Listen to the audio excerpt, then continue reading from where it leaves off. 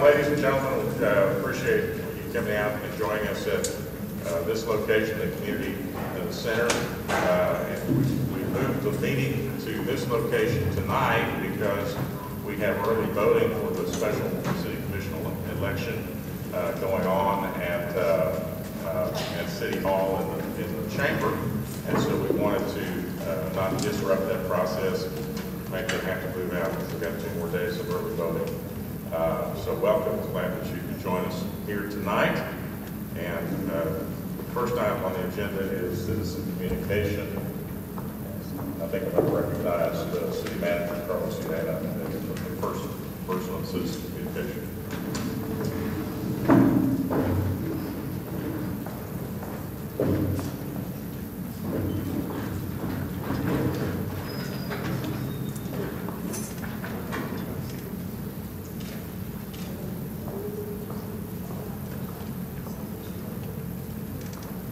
We had a special visitor in the audience, and we wanted to acknowledge his long work and his background in the movie industry.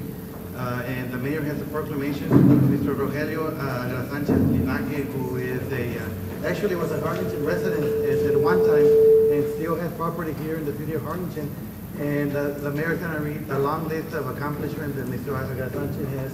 Mr. Agada Sanchez is an important movie producer in Mexico, and we wanted to recognize him today.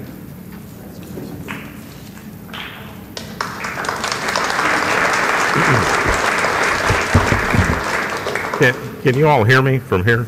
No? All right, how about this? Can you hear that? Can you hear that? Yeah. All right. Well, we'll give this a try. Whereas Rogelio Agada Sanchez Linaje, a producer, distributor, scriptwriter, and whereas Mr. Agada Sanchez Linaje was born on August 14, 1934 in the city of Puebla, and as a child he resided in the Federal District of Mexico. And whereas at the age of 15 he entered the syndicate of work people of the movie industry, and during the decade of the 60s devoted himself to the distribution of national and foreign movies. And whereas in 1969 he acquired the cinematographic production company Grobas S.A. and inaugurated the activities of the company production of Filmica Agada Sanchez S.A. And whereas Mr. Agada Sanchez Linaje, as producer, financed approximately 70 movies, the majority filmed in Mexico, Guatemala, Panama, Costa Rica, Honduras, and Texas, and has owner's rights over 800 movies. And whereas the Mexican cinema is richly talented to cinematographic, and whereas Mr. Agada Sanchez Linaje is a property owner in the great city of Harlingen. Now, therefore, I, Chris Boswell, Mayor of the City of Harlingen, do hereby proclaim Wednesday, December 7, 2011, as Rogelio Agada Sanchez Linaje Day, and encourage the public's recognition of Mr.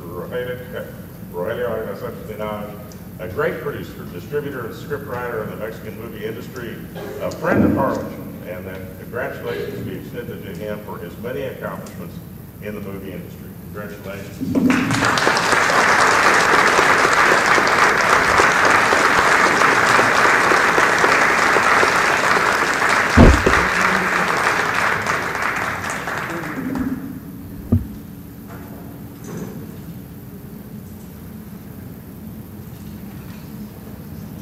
I really like to have this man, a great friend of our city of Harlingen. Thank you.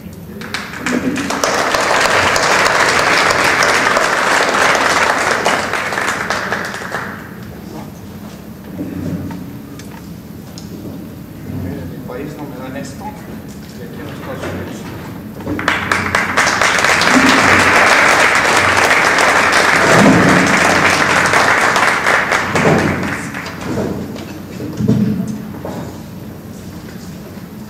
Next, recognize Corey Mara. I wanted to say I used to be his commissioner.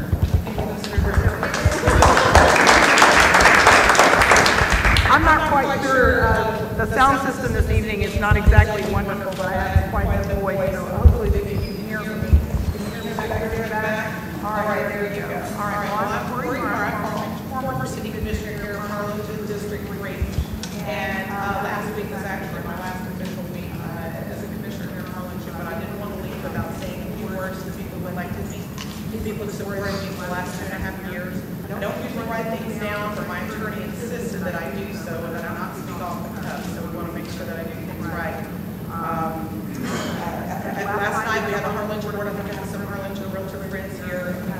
reaction, and it was funny for me to actually sit back and think, how did I end up being a city commissioner? And when I moved to Harlingen, Texas, it was volunteering. I'd never done it for church, and I was the Sunday school, the nursery leader, the Wednesday night, Sunday morning, Sunday night. Came to Harlingen, became a Harlingen realtor after teaching school here, and I volunteered, ended up on the MLS committee, and I said, and that led me straight to this path as Harlingen City Commissioner. I don't know what happened, but the MLS committee and the board started it all, and I'm kind of looking forward to having extra time and getting back in here with becoming the Harlingen Board of Realtors. But I want to read just something very quickly to you, and I appreciate it. Quality of leadership is one of the most elusive and therefore the most coveted of man's attributes. Tonight I came to say goodbye to my seat on this commission, not with sadness but with pride. The citizens of District 3 and the City of Harlingen have placed their trust in me to make decisions over the last 2.5 years. Those decisions were not made in my personal best interest, but as theirs as citizens. They expected me to always be aware of their needs and to listen to their wishes. Regardless of the circumstances, the pressure placed on me personally and professionally, I can honestly say that I did so. Sometimes a great sacrifice to my children, my office, my family, and my own personal desires. I cannot say that I wasn't asked for favors or pressure to move my foundation and my beliefs, but I can say that I stood firm regardless of what was offered and whether it was power, money, or favors. I have lost so many old friends during this time, but have gained such a small core group of others that I know are going to be lifelong friends with similar core beliefs. I could go into all of the turmoil that this city has endured during these last years I've been on this commission, but the citizens deserve better. My family deserves better. You all deserve better. I remember at one point telling Chris Boswell, the mayor here, this commission has taken my ability to pray in public away from me. So please stop asking me to pray before these meetings. This commission, the angst, had even taken my Christmas spirit. I told my children last year, my daughter decided she went and bought the Christmas tree herself. I couldn't do it. I can tell my district and the citizens of Harlingen that over the last 6 months, I have gotten my group back, and I've never gave up fighting for what the majority wanted in the city. My office is decorated right downtown at 315 East Jackson with the spirit of Jesus, and I can pray in public straight from my heart. I changed my focus back to my original campaign slogan of positive leadership, positive results. What a difference that one poor phrase makes. I would like to ask this commission to seriously take those words. Positive leadership, positive results. If you have to push so hard to make something happen, perhaps it's not positive and it's not what's best for everyone else. If you have to hurt others to get your way or force something to happen, perhaps it's not positive and it's not what is best. I would like to ask the current commission this leadership to remember to perform your duties with pride and dignity, represent our city with the respect they have shown you by electing you, and for the employees of this city, with the respect that you have been given by being hired. The employees of this city are the heart, and they are hurting, and I'm asking that you make them their focus, your focus. Thank you to your city of Harlingen for all the wonderful things you have taught me about my ability to persevere and about my own personal spirit. I'm going to be around, we'll be right here working right alongside you to protect our freedom and the city. Thank you, Mr. Chris Boswell, for standing by me and teaching me that above all, stand up tall. I can't tell you how many times I've appreciated your nudges, shut up, your encouragement to stand back and just watch while the others destroy themselves. You led me through the budget process, 6 inches, through Bass Pro Shops and returned every phone call. Your leadership has been phenomenal and it's been great. Again, the quality of leadership is one of the most elusive and therefore the most coveted of man's attributes. And thank you guys for giving me the chance to be your leader of District 3 for these 2.5 years. I appreciate it.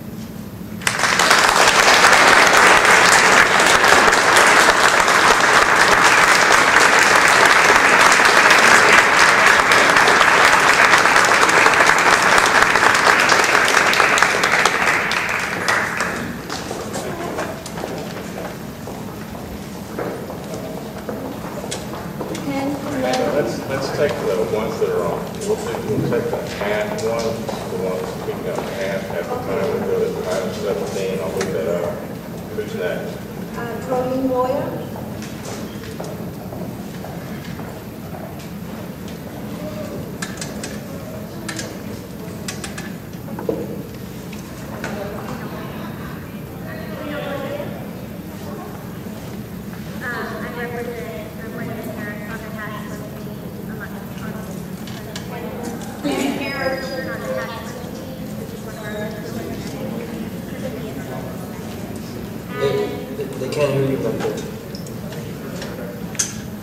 that Mike? Okay, so what my intent was to call anybody who signed up to talk about half at the time we get to the item on 17. But if you want to speak now, you can. They're all. Oh, okay, she called her name, all right. Okay, so you want to wait? You can speak now. I'm going to move 17 up so you all can talk so we can address that issue at the beginning of the meeting. Okay, so there's no one else other than folks who want to talk about half. Then we go to item 2, approval of the minutes of the regular meeting of November 21st, 2011. Are there any? Testing, 1, 2, 1, 2. I think you just have to get right up to it, don't you? Are there any corrections or additions to the minutes? Hearing none, is there a motion to approve the minutes? Mayor, I make the motion that we approve the minutes. Second. All those in favor say aye. Aye. Motion carries. Consent agenda items 3A, B, and C. Is there a motion to adopt the consent agenda? Mayor, I make the motion that we adopt the consent agenda. All those in favor say aye. Aye. Motion carries. I'm going to bring item 17 up, which is to consider and take action to approve or deny a one-year contract between the City of Harlingen and Harlingen Aquatic Team for the use of Pendleton Pool and Victor Pool, applicant City of Harlingen and John Tucker. Good evening, Mayor, City Commissioners. At your last meeting, Can you hear it? no. Get a little closer. You're going to have to get close to the mic.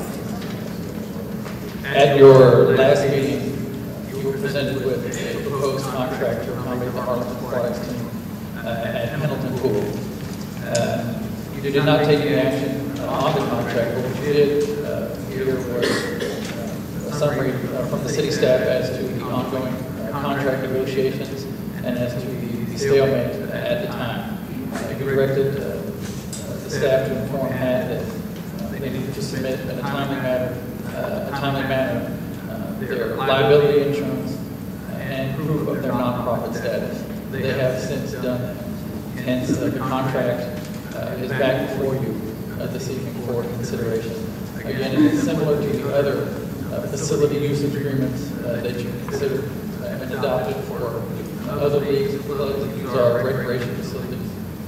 But one difference in this version as opposed to the previous versions that were before you at your last meeting is the fee to use our pools.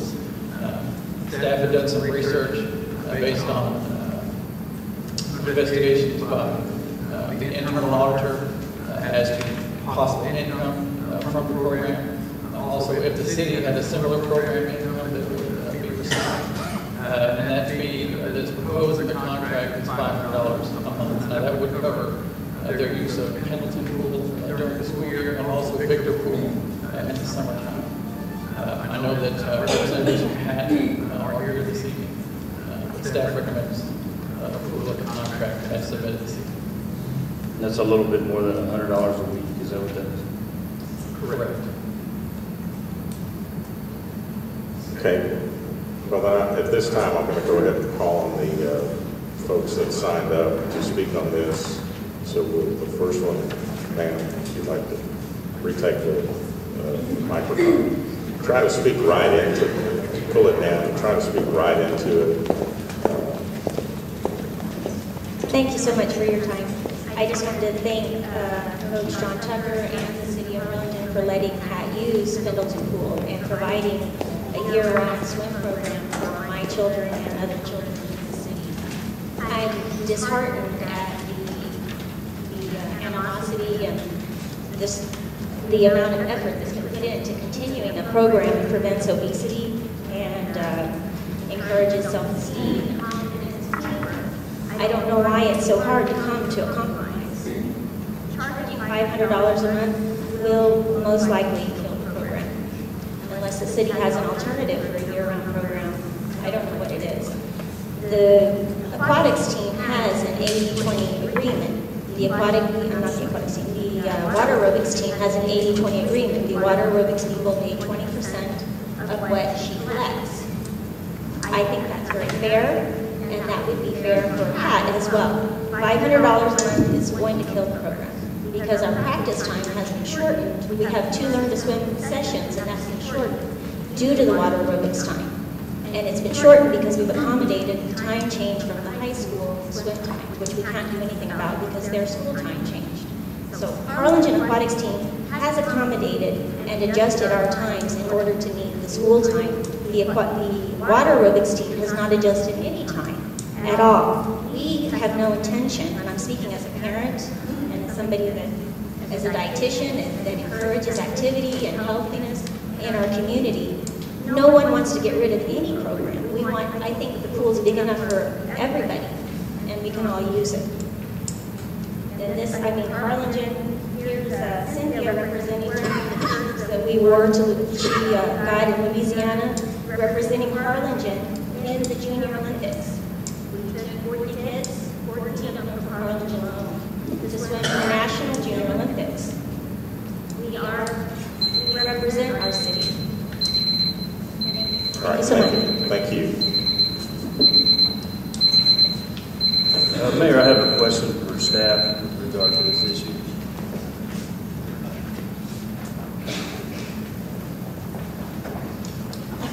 The first question is, you did get provided the nonprofit status for the organization. Correct, last week. And there is a board organization associated with that, right? That would be a question for you, sir. Okay. Is there any board members here? I guess the next question is, how do you determine the 20%, the dollar amount of 20% of the other organization that pays for the water aerobics?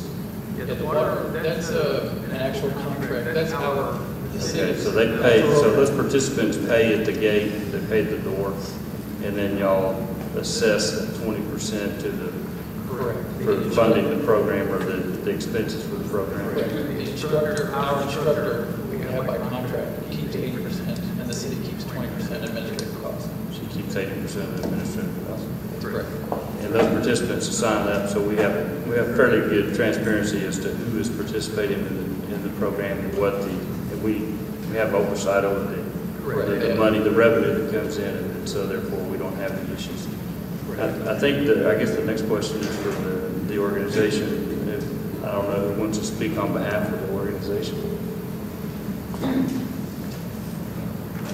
My name is John Tucker, and I'm a coach of Harlingen Aquatics team. I gave each one of you at the table there a packet that has a letter that is addressed to you guys, explaining the most recent, some of the previous goings on. All the information behind it is backup information. There's a copy of the request that presented to City Manager Carlos Grant, Gabe Gonzalez, Assistant City Manager, and Paul Menzies. With Ms. Loya and I went to the meeting with them. Then there's a copy of our cash flow statement that covers from last September to the previous September. And then there's a copy of our nonprofit status that's under the AAU umbrella, under 501(c). And then there's a copy of the summary, agenda item executive summary from Paul Menzies to me. And a copy of an email that's dated December 1st concerning that proposal. And there's a few sheets there that are bracketed in dark lines. The areas that were highlighted in the copy given to me were highlighted in yellow. And then the next last sheet has a copy of an email from Paul Menzies on October 14th that discussed a whole different proposal for $1 a year, and a copy of that sheet that mentions $1 a year. So I did all this paperwork for you guys so we could expedite the issue of it. It's been ongoing since probably May of this year. I know Paul and I talked about trying to get a new contract together, but we were postponed until school district. That's what you started. No, go ahead. We were postponed until the school district got their time schedule in line, which became 5:30 instead of 5 that we had last year. And so we moved to 5:30 to 7. And a lot of aerobics people maintained their time that they had 6:30 to 7:30, which I talked about this day. And that swimming moved to 7 o'clock. This way, I suggested at our last meeting with the city that if we could continue our second learn to swim class. Learn to swim classes are what support our club financially. And by losing the second lesson, we lose 50% of our financial support to keep going. So we're already going in the hole. $6,000 is just going to be another slap in the face for us. We've been in the previously paying $1 a year, just like our contractors do. Just like soccer leagues and other Pee Wee football leagues, and those guys pay $1 a year. I used to see these contracts when I was on the Parks Board, or Advisory Board, and so I'm familiar with it. I'm not real sure why we've been singled out as a targeted group to pay $6,000 a year when nobody else is going to be doing that I'm aware of. And I have my thoughts and suspicions about why we're singled out. I'm not going to go into that. What we're here for is to try to get a working agreement with the City Parks and Recreation Department so we can continue our program in this town. And that's really all I want to talk about, is getting a new contract. You guys have any questions? It was brought up that y'all are comfortable with the 20%? I'm more comfortable with 15% because we have some overhead that the city program doesn't have. When you talk, if we're going to compare us to the have you estimated what that cost would be for you at 20%? 15%, or what did you say? I just wanted to know if you had estimated the cost based on If I base it on a normal amount of 20 kids a month, we charge $50 a month, and that's $1,000 a month. So a monthly, if we did 15%, it's $150, and 20% is $200.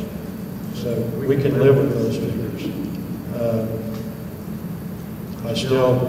I'd like to have an answer as to why we were getting hit with a $6,000 ticket. And there's, I don't want to see the sense in it.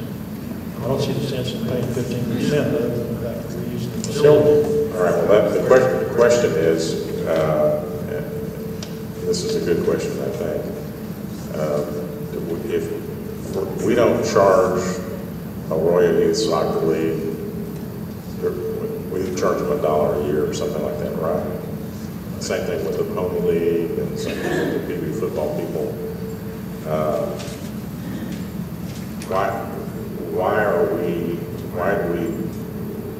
What's the justification for charging them? Like, now, I know, on the other hand, I know that we're charging, with other folks that provide a service at the pool, we're charging, they're providing, they're independent contractors, and they're making a fee off of providing those services. But why are we likening the swim team to those service providers as opposed to likening them to these other youth athletic teams? Because, for example, doesn't the Royal Youth Soccer League have they employ somebody, right? They have an employee that manages their. I couldn't answer that. I don't know. They have their own office. They have paid employees, secretary.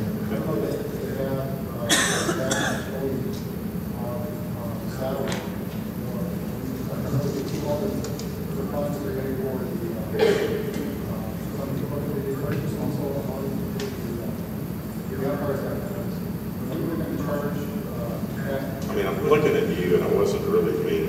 single you out. It's the group. What's the, it's kind of a, Basically, the charge happens to these 4 items. We have to let your, we don't have the other employees who are getting other organizations around the line. We just gave you one position. And the reason for your having Okay. we have to have a Okay, with they were under contract with the school district, who paid for those lifeguards? when you have to, right? If we go under the school district contract, we don't use it. And the school district paid $500 to the city? No, they paid about $86,000. So they included, was that part of it, or is it just for a usage? Is that what a negotiated usage? That was based on the average time they were in the pool. Now there's no longer in the school district agreement. We get some. And you're basing it on how many lifeguards?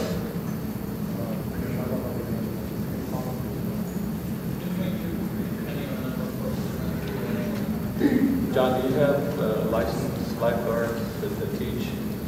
I don't hire someone to teach my learning swim classes unless they're certified lifeguards. So they're certified. So they are certified. So it looks like maybe doubling the whole issue here, lifeguards. I'd like to expound on some of this that you guys just discussed. When Linda Wade was superintendent, and she and I had a fairly good rapport, and the number is closer to $120,000 that the school district was providing the city in '86. And the lifeguard issue is Texas law dictates that you're required to have lifeguards at competitive events, not at practice sessions. I understand liability issues, and lifeguards are great. I think they should have. But I still can't find the sense of $6,000 being compared to a group like water aerobics that is under the city's umbrella as one of their programs.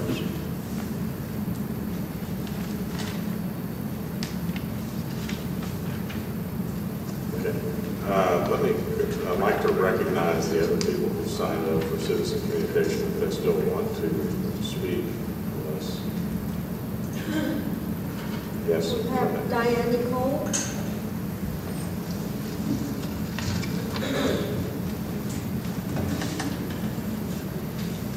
Good evening, my name is Diane Nicole, and I'm not really familiar with all the fundraisers that are going on. My talking from a parent, I'm an adopted parent. I have ear special needs children, and my children utilize this program, and it's a very unique program, and it involves following children despite being in disabilities, and Coach Tucker works with those children, are my children, and the same way he does the other children, and gives them the opportunities. And for my family, we actually have 12 children that attend this program, and I feel like it's a program that we just cannot lose, and if we lose, it's going to impact the children in my home quite a bit. And I just can't see how the program can survive paying $500 a month. And Charlene also told me right now that there's always lifeguards that are way worth it anyway.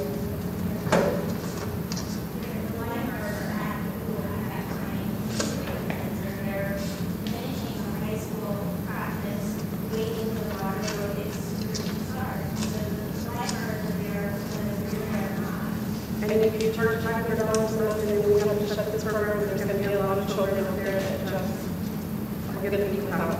Because some special needs children just have difficult time getting in some of their regular programs. And my family will be hurt a lot. Thank you. Next, John, if I could get through all these folks first, and you'll have it. The next one that I have. You have a chance. You'll have a chance again. The next one that I have, and the last one is Ken Ronelli.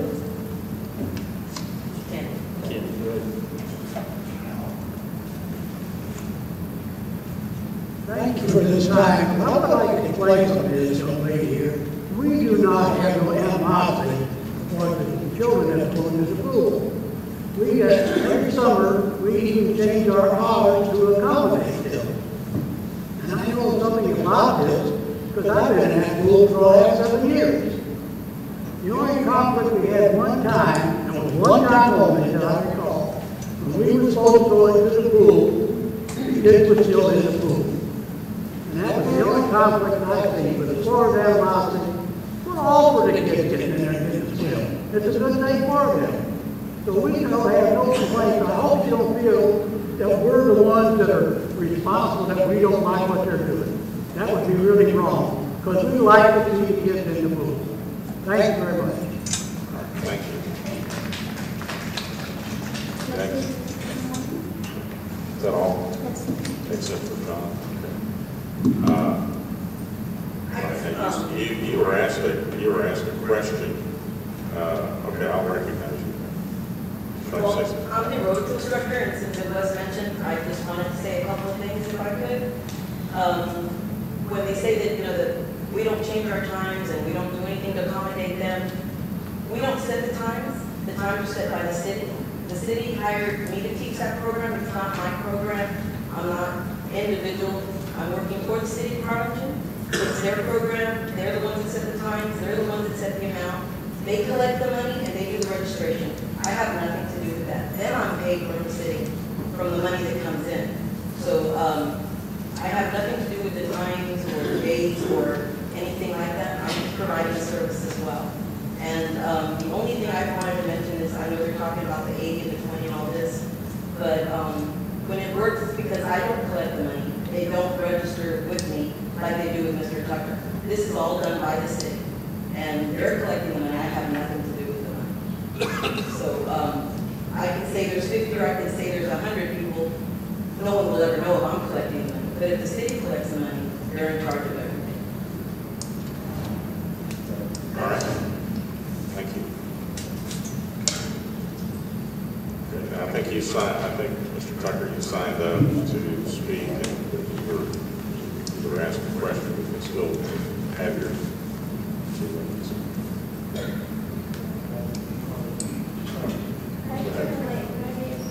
Okay, go ahead.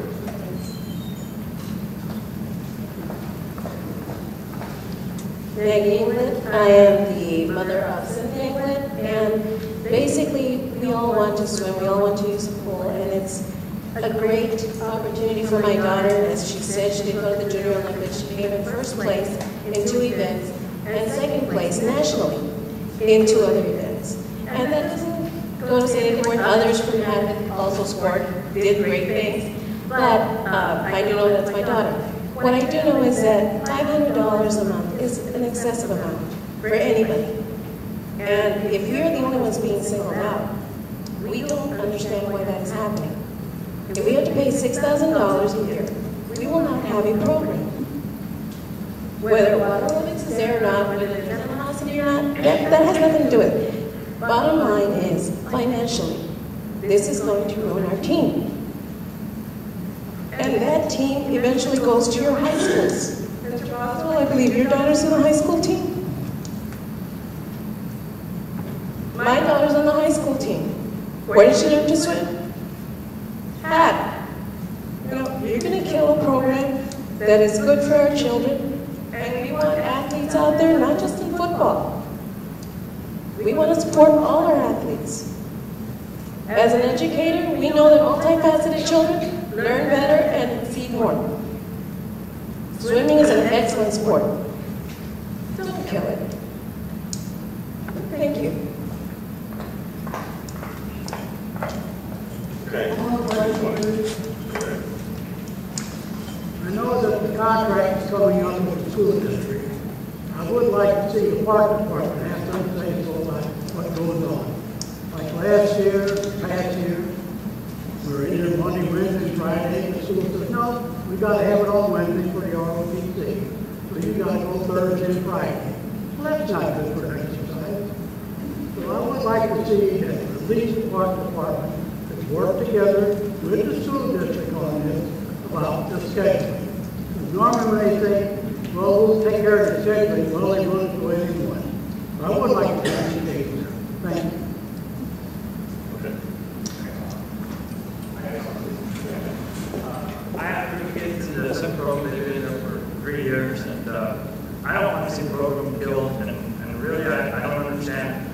why the swim program is being singled out. I do feel like it's being singled out, and I'm not really sure the reasons behind it. There is something going on, that somebody trying to kill the program, and I don't know if it's personal or what the issue is, but obviously there's something there. The lifeguards are there because the school's there, and the lifeguards are there because they have swimming and stuff. So lifeguards really don't have about an hour window there that they would be off. So I don't know if they would send them home and bring them back. So I don't really think that's the issue. So and I think it's a little excessive. I think we look at 15-20%. I think that's reasonable. So my three kids are right there on the swim team. They've been on the swim team for about 3 years. Thanks.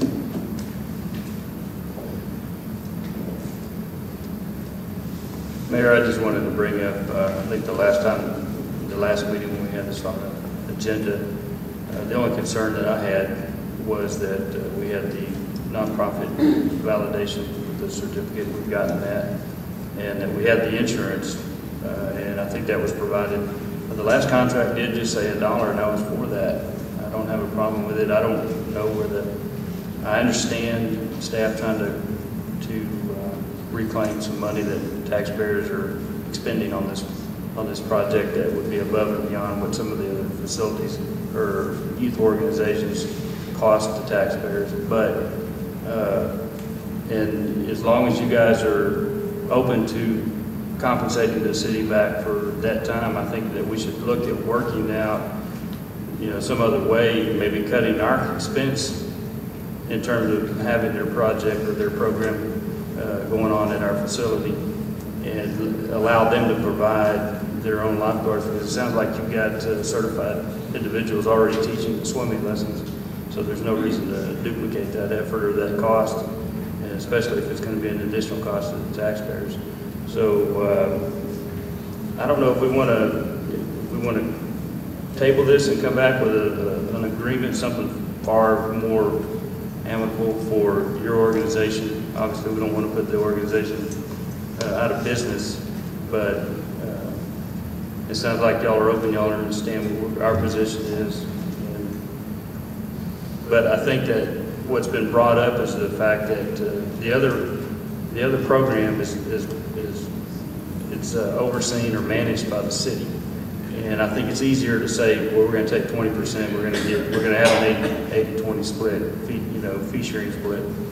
But that's probably not a good idea. So I think that what we should do is look at what a fixed dollar amount that the organization can afford that's fair to the organization and not a burden, and maybe come back and propose a lesser amount that's more realistic based on the fact that you guys are going to provide your own lifeguards.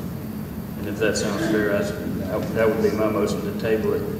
I'm not sure that we have a sense of urgency here, because we can't go without the contract. You have provided the insurance binder, so the city is indemnified in terms of liability. So that's what I'd like to see. You want to respond? Yeah. Just respond to some things that you said in the last few minutes. I appreciate you. I want to just touch on a couple of things. The lifeguards are hired by the city. They do a great job. They're there from 6 o'clock in the morning until 9 o'clock at night. Before I'm talking to them. They're for that amount of time anyway. Even if they're not working. And we have absolutely no problem with water aerobics. It is looked that way because we've been juggling trying several times. I don't have any problem with those or any other class people. They should have access to tools as much as any other program. And that's not the issue. Never has been. We've been trying to renegotiate the contract, and it became a financial issue because losing our largest swim class. It was starting at originally it was at 5:50, went to 6:30. We had to make 5:30. And while aerobics people come in at 6:30, our second class would be at the same time in the shallow end, maybe shallow end. The suggestion is here, as Leanna made at one time, was that we shortened our classes by 5 minutes. We could be out of our way at 6:45. So the whole ordeal is boiled down to 15 minutes in order for us to stay whole financially. And in addressing the expenses, I've offered for the last 2 or 3 years, one time or another, for us to compensate the city to some degree, because I've been around schools since I was 7 years old, I'm 59. So run them, take care of them, coach them, slam them. I know they're an expense. I know they're a hole in the ground that doesn't bring much money back. So I have offered them. This is the first time that we have been addressed in terms of not any other questions.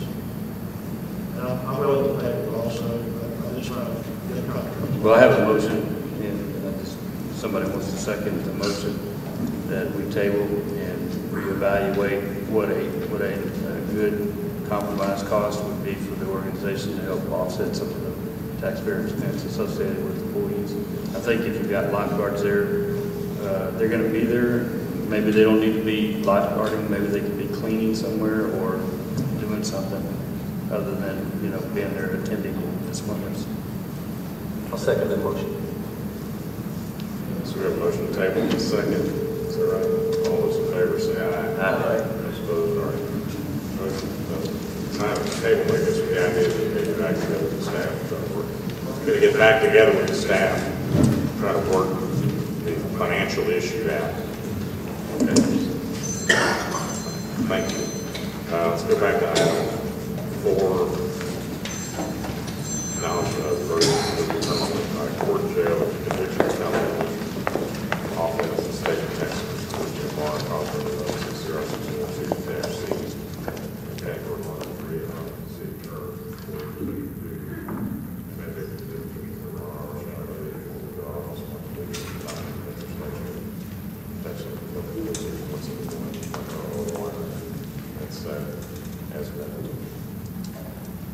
The city attorney placed this item on the agenda under her authority, but the city has hired the law firm of Willett and Garrett to advise the city and make this announcement. Charles Willett, who is with the firm of Willett and Garrett, could not be here tonight, and so he has sent his law partner, Eileen Leeds. Ms. Leeds. Good evening, Commissioners. I'm here really to make official the announcement that a verdict of guilty and assessment of punishment was signed and entered by the Court of Record in the case of the state of Texas versus Spring Harm. Pursuant to the city ordinances, she would forfeit her seat immediately, but that's kind of a moot issue at this point. But that's my purpose of being here, is to officially announce that. All right, thank you. Item 5, public hearing and presentation regarding the draft fiscal year 2011 consolidated performance evaluation for taper. We're going to table that. Yes. We need to. I'll make sure to table that. We need to table that, right? Because we can. We're not. Table it.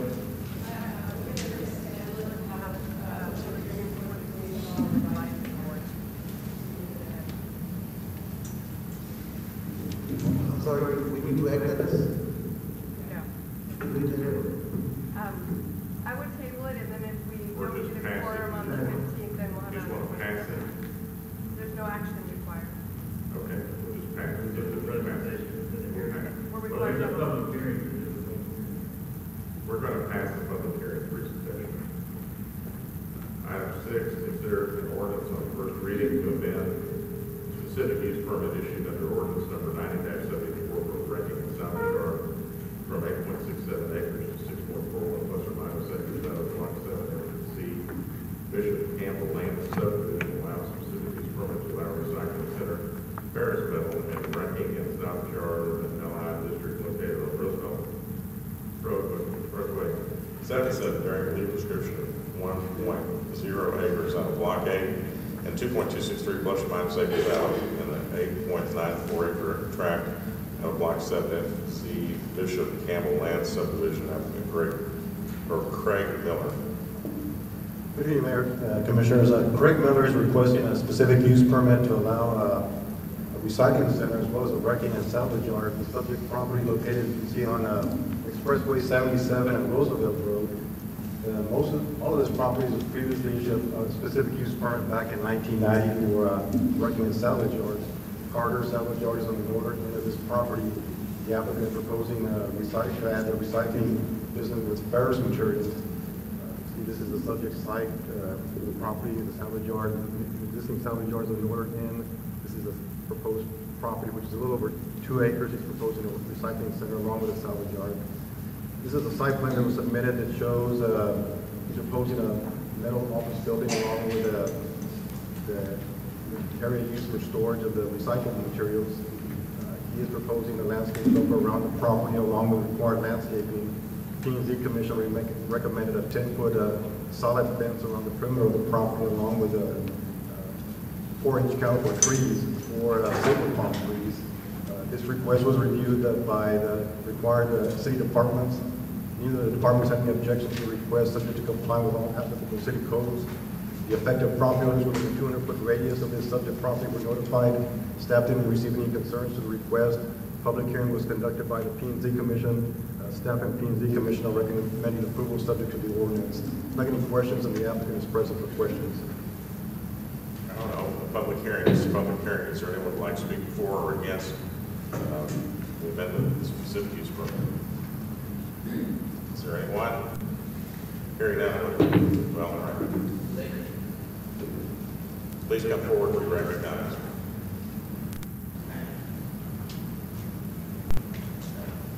Please state your name and your address. Tell me if I'm too loud.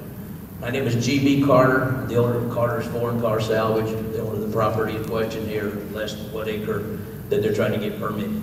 Okay, we have had the permit for wrecking and salvage for, well, like I said, since 90, and some of the property will earlier. There's,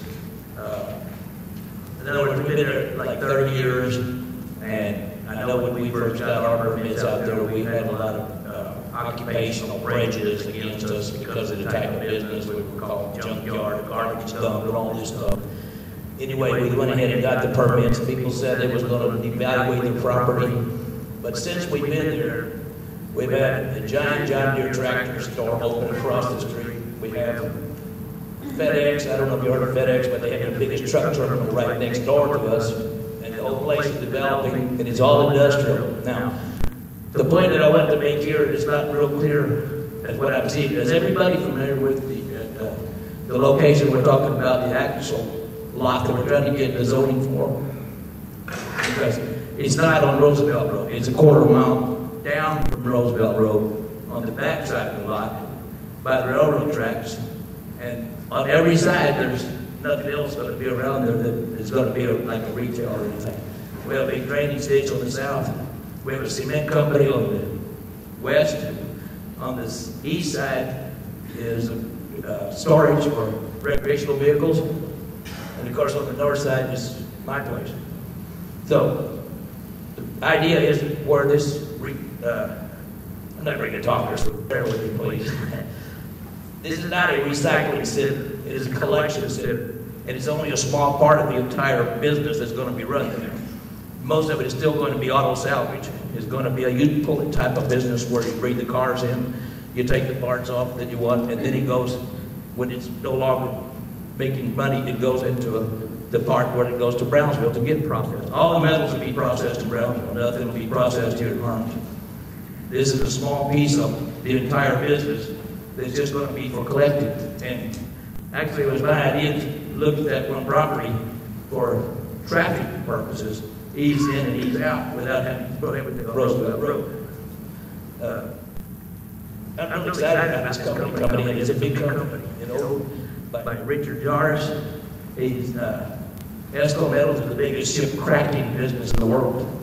I don't know if you're familiar with what they do, but if you'll go down Brownsville Shiptown, you see the ships that they're dismantling. That's the company that wants this property is interested in. Been working on it for many years to get a company that size to come in and offer the city recycling services to be able to take our discarded metals and stuff, take it there and process it. Now, Sorry. Just a couple of quick questions. How much investment is this new company going to bring in on? Pardon me? What kind of investment are we looking at in terms of this new business? And how many additional employees are they bringing? Okay. Yes. It's his job, I think. Sorry. Craig Miller. Investment close to $1 million on the first section. The back section, another $1 million. So between the two purchases, improvements, fencing, drainage, environmental, close to a little over $2 million. Both of them working together 15 to 20, full-time, 6 days a week. And everything is following regulatory issues, no issues with compliance? No, we've got full-time environment, we've got a staff of, I think, 5 managerial, environmental, and safety down in Brownsville. It's our corporate office. So it sounds like it's a good thing for Harlingen. I think it is. I think it's. Bring investment in, you can increase our tax base. Yeah. And keep it green. As Mr. Carter was saying, it's a transfer point. It's a small location. We'd like to take advantage of it. We are buying the salvage and wrecking facility. We thought it was a great opportunity to do both of them in a very clean, very green way. And we're excited about coming over if we can get this done. Absolutely, sounds like a good project. The quarter is useless for anything else. It really is. Thank you. Can I make one more point? Yes. Get over nervousness. One thing that nobody's ever talked about when we're talking about recycling is the poor people that maybe they don't have a lot of money, right?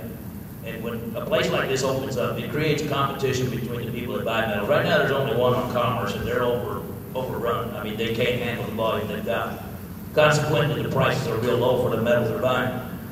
With another place opening up, you have competition. That means these families that have metals and stuff that they can turn into cash to buy their kids clothes or food or whatever they do with their money will have a better opportunity to make a little money. Somebody needs to think about those guys. That's what I'm thinking about. I'd love to have a place with this kind of resource coming in and offer to our Harlingen people an opportunity to make a little money and help keep the place clean and green. And I mean, that's what it is to see. You got any more questions? I'll try to answer. Nope. Okay. Any other questions? All right. Is there anyone else who'd like to speak for or against this specific use permit? Hearing none, I'm going to close the public hearing. Mayor, I got some questions for Mr. O'Neill. So the P&Z, they came down to the 2 vote, is that correct? That's correct. Do you know what the objections were on the 2? One of the objections was one of the board members was an objection of requiring a 10-foot high fence, and the other board member requested additional information to make his. But that's incorporated in the ordinance.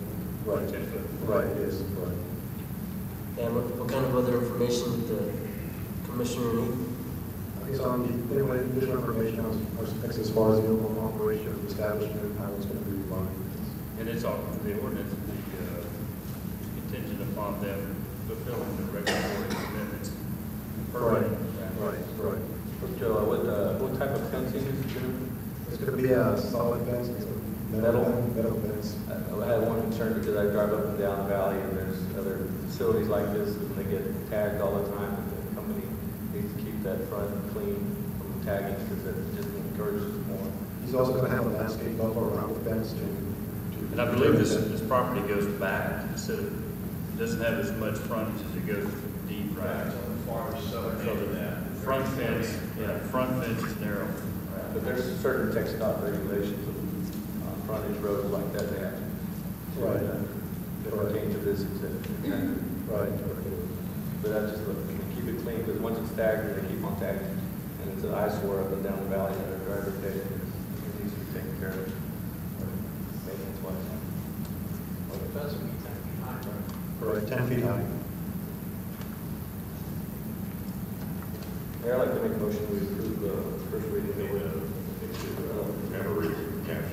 An ordinance amending the zoning ordinance number 07-27 of the City of Harlingen to issue a specific use permit, an SUP, to Craig Miller, to amend the specific use permit issued under ordinance number 90-74 for wrecking and salvage yard from 8.767 acres to 6.41 plus or minus acres out of Block 7, FC Bishop Campbell Land Subdivision, and allow a specific use permit to allow a recycling center, various metals, and wrecking and salvage yard in the LI district located on Roosevelt Road, west of Expressway 77. Variant legal description of 1.0 acres out of Block 8 and 2.263 plus or minus acres out of an 8.94 acre tract out of Block 7, FC Bishop Campbell Land Subdivision with the following conditions. 1, the building shall comply with all applicable fire code violations as determined by the fire department prior to the issuance of the CO. 2, the applicant shall comply with all environmental services department standards and must obtain all applicable state permits prior to the issuance of the CO. 3, the applicant shall obtain the proper permits from the Chief of Police and Cameron County. 4, the applicant shall provide and maintain the required parking in accordance with city regulations. 5, a 10-foot solid fence and a 5-foot landscape buffer with a minimum of 4-inch caliber trees or stable palms shall be provided along the perimeter of the property, providing for location and ordaining other matters related to the foregoing. So moved. Any discussion? All those in favor say aye. Aye. Those opposed, like sign. Motion carries. Item 7, consider an ordinance on first reading to abandon. And good luck with this project, by the way. Thank you for thinking about Arlington. We're glad for the business. Consider an ordinance on first reading to abandon a 60-foot road right-of-way described as a 0.127 acre tract of land, more or less, being 60 feet wide, right-of-way. This is a road right-of-way dedicated to this small subdivision located on the west side of Idaho Street, south of Expressway 77, applicant Victor Manuelos. Mayor Commissioners, the applicant is requesting to abandon a 60-foot road right-of-way that's located in the original Caldwell subdivision. This is the subject subdivision. This is the 60-foot road right-of-way that's requested to be abandoned. The applicant is proposing a 7-lot multifamily subdivision. This is a proposed 7-lot multifamily subdivision, which is pending upon the approval of the abandonment of the right-of-way. So you can see from this aerial view, this is a subject right-of-way. It would be feasible to continue the street. There's an existing supported subdivision that has a bar lounge on the subject property within a cutting right through their property. This request was reviewed by the city engineer and appropriate utility companies. They're recommending approval of the request. Attached to your summary is the appraisal of this property. Staff is recommending approval of the abandonment and purchase the market value of the property. Thank you, Judge. All right, we have a public hearing. Open the public hearing. Is anyone like to speak for or against this ordinance? Hearing none, I'll close the public hearing and go to item B. Consider take action to approve the ordinance on first reading to the above-mentioned 60-foot road right-of-way abandonment. Ask the city attorney to read the caption. An ordinance banning the 60-foot road right-of-way described as 0.127 acre tract of land, more or less, being 60-foot wide street right-of-way dedicated on Caldwell subdivision, city of Harlingen, Cameron County, Texas, as recorded in volume 29, page 5 of the Cameron Map Records. Fair motion to adopt the ordinance on first reading. For a second? Second. Any discussion? All those in favor say aye. Aye. Those opposed, motion carries. Item A, consider an ordinance on first reading to rezone from residential single-family R1 district to residential duplex R2 district for Lot 12, Block 2, Colonia Guadalupe subdivision located at 921 North B Street, applicant Armando Trevino. Mayor Commissioners, Armando Trevino is requesting to rezone the subject property, which is this property right here, from residential single-family to residential duplex to allow for a duplex on the subject property. This property is in the corner of 1 B Street. The request is consistent with the future land use plan, which shows us areas in residential with high density. It's not exactly consistent with the zoning pattern in this area. This is an area of this property. It's very clear that the majority of the use here is single-family residential. This is Zavala Elementary School. To the further west, there is a fourplex on the property. The public hearing was conducted by the P&Z Commission. There were no concerns addressed at the meeting. A week after the meeting, there was a property owner who's directly across from this property who called to voice his objection to the request. Staff recommended the property remain zoned residential single family. The P&Z Commission recommended to change the zoning to residential duplex. I'll take any questions on the item. The applicant is also present for questions. All right, this item A is public hearing. Open the public hearing. Ask if there's anyone who'd like to speak for or against this item. Yes, sir. Come forward. State your name and address and we'll recognize you. Ladies and gentlemen, my name is Javier Gonzalez, and I live right across on Homer Street, 306 Homer Street. My mom is here also, and I'd like to object to this because this is the type of buildings that tend to bring in crime. And I'm very concerned because I live with my mom's next door, and I'm very concerned for her safety. I've been walking when my dog was alive. I used to walk along or walk my dog, and I see some of these places, and it was late at night, and all I could hear was either car stereos going on at night, late night, or cars going in and out, peeling out. I also used to smell drugs, marijuana in particular, and this is something that I do not like around my house, especially around my mom's house too, so I'm against it. All right, thank you, sir. Is there anyone else who would like to speak for or against this ordinance? Hearing none, I'm going to close the public hearing and go to item B, which is consider to take action on approved ordinance on first reading for the above mentioned rezone request. To ask the city attorney to read the caption. An ordinance amending zoning ordinance number 07-27 of the city of Harlingen, rezoning from residential single R1 district to residential duplex R2 district for lot 12, block 2, Colonial Guadalupe subdivision, located at 921 North B Street, providing for publication or ordaining other matters related to the foregoing. Well, is there a site plan for this place? Is there enough room? What's square footage of this? We have a lot of about 6,000 square feet on those 8 units. Offering to receive president. That's the minimum. That's very minimum. It's a minimum size of one. Now, what section of the sign ordinance you want to change? What is it? What's the price on it?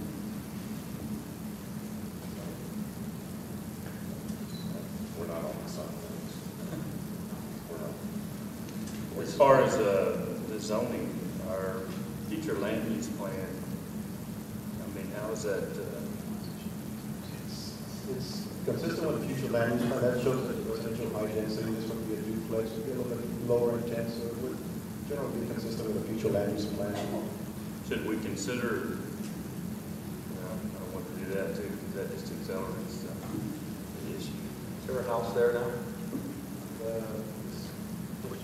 Yeah. Is that going to be a house that's going to be subdivided? Or It's currently vacant. If there was a house previously, he wants to make it a duplex. the owner wants to make a single family dwelling into a duplex? Right. Well, there was one that's vacant right now. The duplex.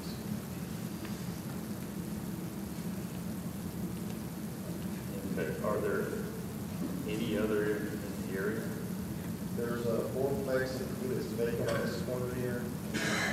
All of this is owned multi-family, but the majority is single-family residential.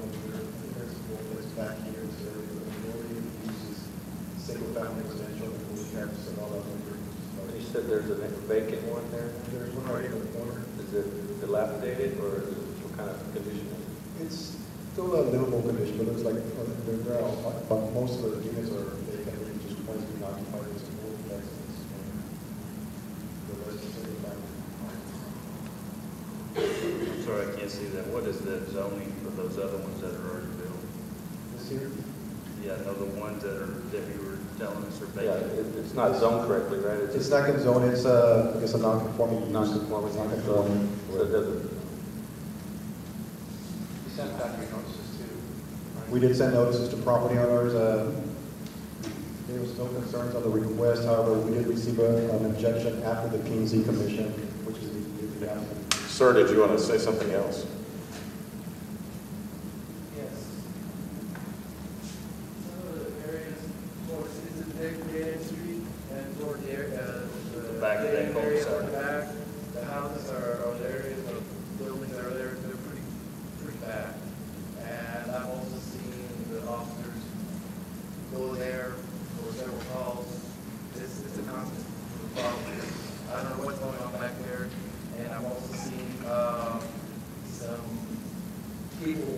walking back and forth along that street. They don't live there.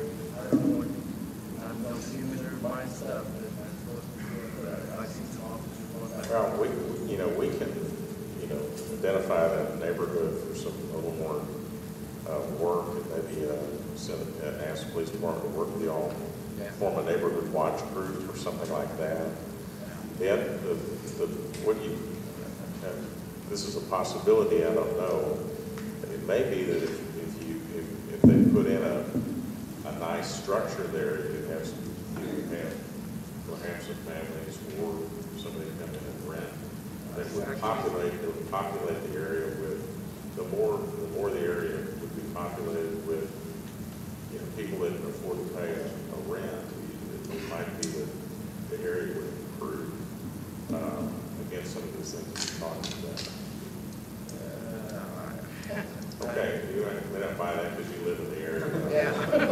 All right. I think the more suggesting, denser it is, looking at it in maybe a different way. Building's not the problem, it's the people.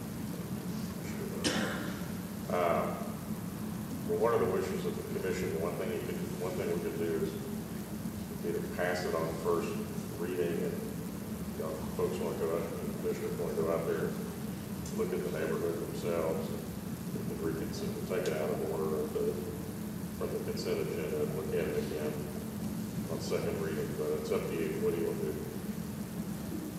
I think we should go ahead and pass it on the first reading and then study it after that.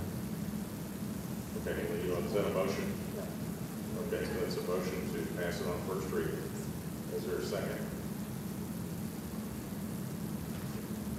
Okay, nobody wants to second it.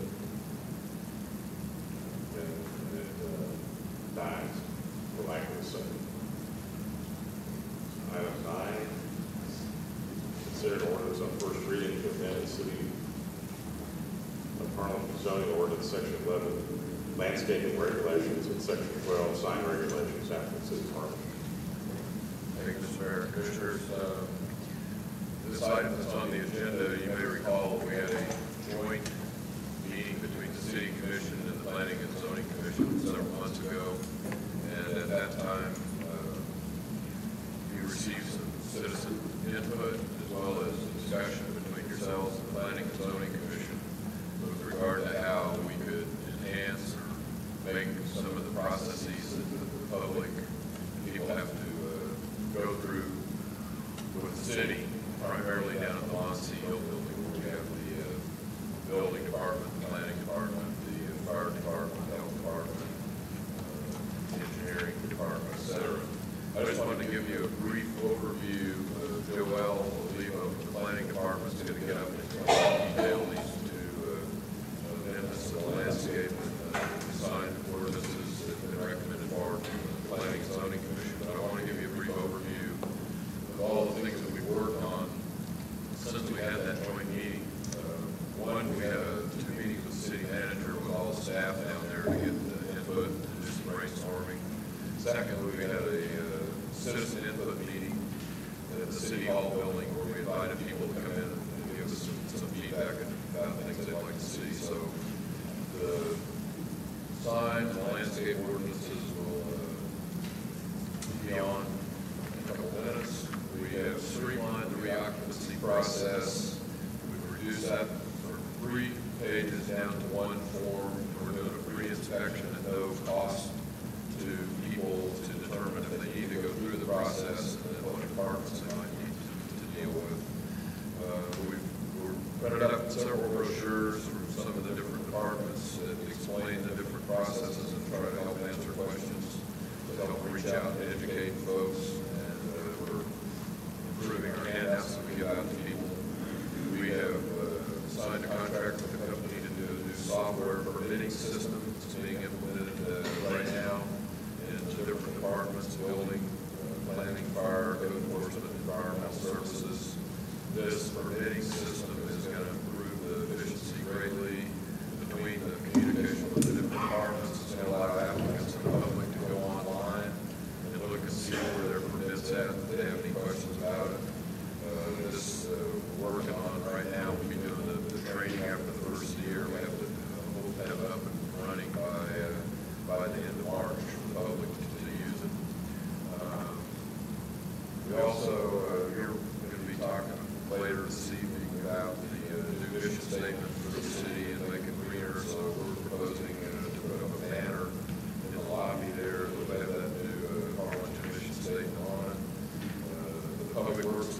to build a kiosk for the lobby and non-CO building that would have a TV screen with information for people.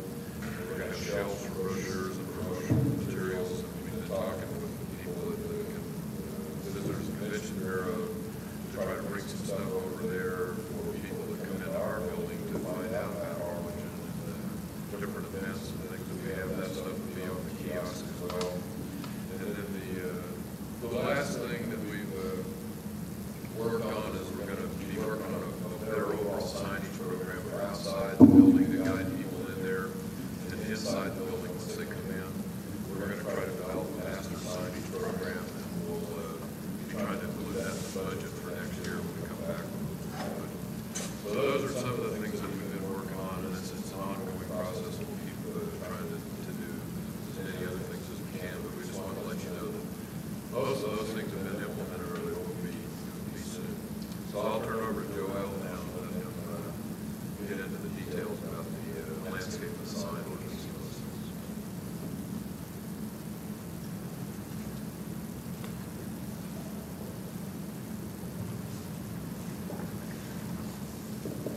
Mayor, Commissioners, as we talked about, attach our sections to the zoning ordinance, landscaping regulations, and site regulations that are drafted for amendment. These were drafted after receiving directions from the Community Input Meeting, P&Z Commission, and City Commission. In general, to the landscaping requirements, there's two amendments to landscaping requirements. One consists of changing the threshold for non-conforming landscaping property. Currently, you have a property that's non-conforming with landscaping, and they're proposing to develop the property to extent of more than 50% of the replacement cost of the structure. They would have to bring the landscaping in compliance with the current 10% landscaping. What staff is proposing is to change the threshold to 60%. A second amendment to the landscaping requirement consists of establishing a minimum caliper for a tree. Currently, there isn't one. That's why they vary. Some of the trees are very skinny trees. So staff and P&Z Commission are proposing a minimum 2-inch caliper tree. That's for the landscaping requirements.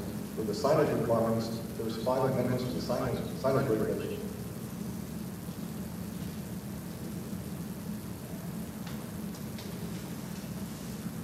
To the sign regulations, there's 5 amendments. One consists of allowing an access easement to count as an option for street frontage. Currently, the signage, allowable signage is based on street frontage on linear foot of building facing a street. Staff is proposing to allow an option of an access easement that's recorded on the plat that would allow businesses an option to have a little bit more signage. Of course, the access easement would have to be recorded on the plat as an access easement. An example of this would be, you see this a lot of the shopping centers, like the Harlingen corners where Kohl's is at. They have a recorded access easement that runs through the center of that property, and most of the buildings are actually fronting an access easement. They're not fronting the street. You have several buildings that actually, the narrowest portion of the property is fronting the street, not the widest portion. So this would help those businesses that are fronting an access easement. A second amendment would be to allow businesses, commercial businesses that are in a light industrial district to have the same allowable signage that they would have in the general retail district. Currently, if you're in a general retail district, you're allowed 3 square feet per linear foot of building facing the street. In the light industrial district, you're allowed 1.2 square feet per linear foot of building facing the street. If you have a commercial building in a light industrial district, this would allow you to have the same allowable signage. That's the second amendment. The third one was one discussed as far as a non-conforming pole sign. It's structurally unsafe and with an approved engineering report, this would be allowed maintenance work on existing non-conforming pole sign. The fourth one would be changing temporary signs from 4 times 14 days of the year to 30 days 4 times of the year. And the fifth one would be allowing directional signs. These would be for businesses that don't have much frontage in fronting a collector or arterial street. Would be limited to 20 square feet and wouldn't be permitted in the NRS area. Those are the 5 that were recommended approval by the P&Z Commission. One that was requested by Harlingen High School staff was to allow banner signs on a building, more like billboard banner signs. Under the current ordinance, it does allow banner signs that are 80 square feet or less without a permit. And of course, if it's greater than 80 square feet, they do require a permit. However, in neither of the cases can a banner encompass more than 20% of the wall of the building. What the school is proposing is to allow a banner and billboard signs that would encompass more about 50% of the wall. The P&Z Commission should recommend this approval of that amendment. Staff is recommending approval to the 2 amendments proposed for landscaping and the 5 amendments proposed for signage, subject to the ordinance. I'll take any questions on that.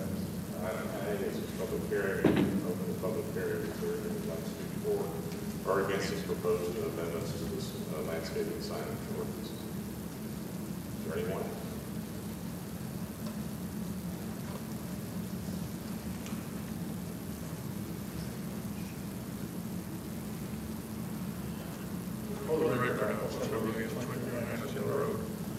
I recognize this gentleman. I can't hear anything what he just said. I don't think the audience can hear anything what he said either.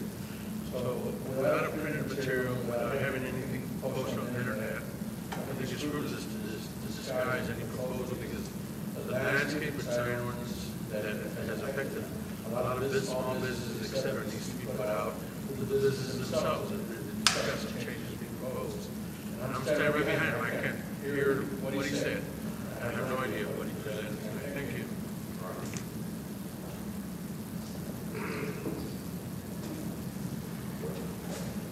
Next time, say that earlier so that he can speak more directly to the mic. All right. Anyone else? Close the public hearing. Go to item D. Consider to take action to approve an ordinance on first reading, amending Section 11 landscaping regulations and Section 12 sign regulations, and ask the city attorney to read the caption. An ordinance amending the zoning ordinance number 07-27, Section 11 landscape regulations, and Section 12 sign regulations of the city of Harlingen, providing for publication and ordaining other matters related to the foregoing. So move for approval. Yes. Okay, and this deals with the Panda Express issue also, right? Yes. Okay. Is there some modifications that can be handed out so they can be studied before the next second reading? Sure. Yeah, I think you probably. I think we could put that on the website before next reading would be okay. If we can get that information out so the public can review it. Yeah, I can't read it either. Yeah, let's put it on the website. Let's get it on the website. We'll get it out tomorrow. We'll present it. Make sure the changes are in red. Present it again in the second reading. They are in red. So, okay. Well, I know they are for us, but I wanted to make sure that we're not putting out a black and white copy. I thought the package was up on the website. It's not. Full package. No, but I saw the package. It is on the website. I read it. This is our read it. All right. Any other discussion? All those in favor say aye. Aye. Those opposed? Motion carries.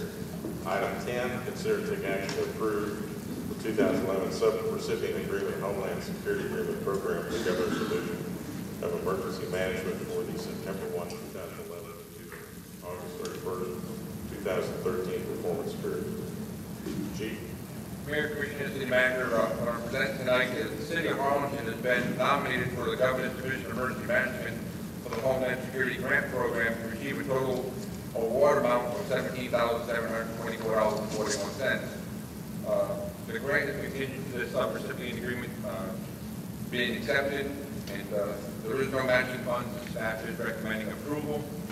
These funds would be used to continue the programs that we've been doing for the last 5 to 6 years, and that's the confined space rescue, high angle rescue, and hazardous material program. Mayor, I'd like to make a motion that we take action to approve the sub-recipient agreement for the Homeland Security Grant Program. For second? Second. Any discussion? All those in favor say aye. Aye. Those opposed? Okay, we'll take the grant. Thank you. Item 11, consider to take action on a resolution adopting Lower Grand Valley Regional Interoperability Communication Plan Standard Operating Procedures. Chief? What I'm presenting tonight is a resolution with the Lower Rio Grande Valley Development Council, along with the Homeland Security Advisory Committee, composed of fire chiefs, EMTs, police chiefs, and other city officials. And what this is a communication plan for standard operating procedures for Hidalgo, Cameron, and Wellesley County. So in the event of a large incident, that we're all working on the same type of standard operating procedures and communication. And so we all kind of have a plan, so we know what we're doing. So staff is recommending approval of the resolution, and there is no funds involved in it. Sir, motion to approve. Mayor, I'd like to make a motion that we take action to approve the resolution adopting the interoperability communication plan. Is there a second? Second. Any discussion? All those in favor say aye. Aye. Those opposed, like sign. Motion carries. All right, thank you, Chief. Item 12, announcement discussion on approval by the United States Department of Justice City 2011 redistricting plan and procedures for conducting December 16, 2011 special vacancy election, including designation of polling place, candidate qualifying procedures. Mayor, City Commissioners, on September 21st, 2011, the Harlingen City Commission held a public hearing and took action to adopt a brand new redistricting plan. On October 4th, 2011, the city submitted that redistricting plan to the United States Department of Justice. On November 2nd, 2011, the city also informed the United States Department of Justice that an area of West Harlingen was to be de-annexed. The United States Department of Justice sent a letter to the city of Harlingen dated November 23rd, 2011, stating that they agree with the redistricting lines and approve the redistricting lines for the December 16, 2011 special election to be held for District 1.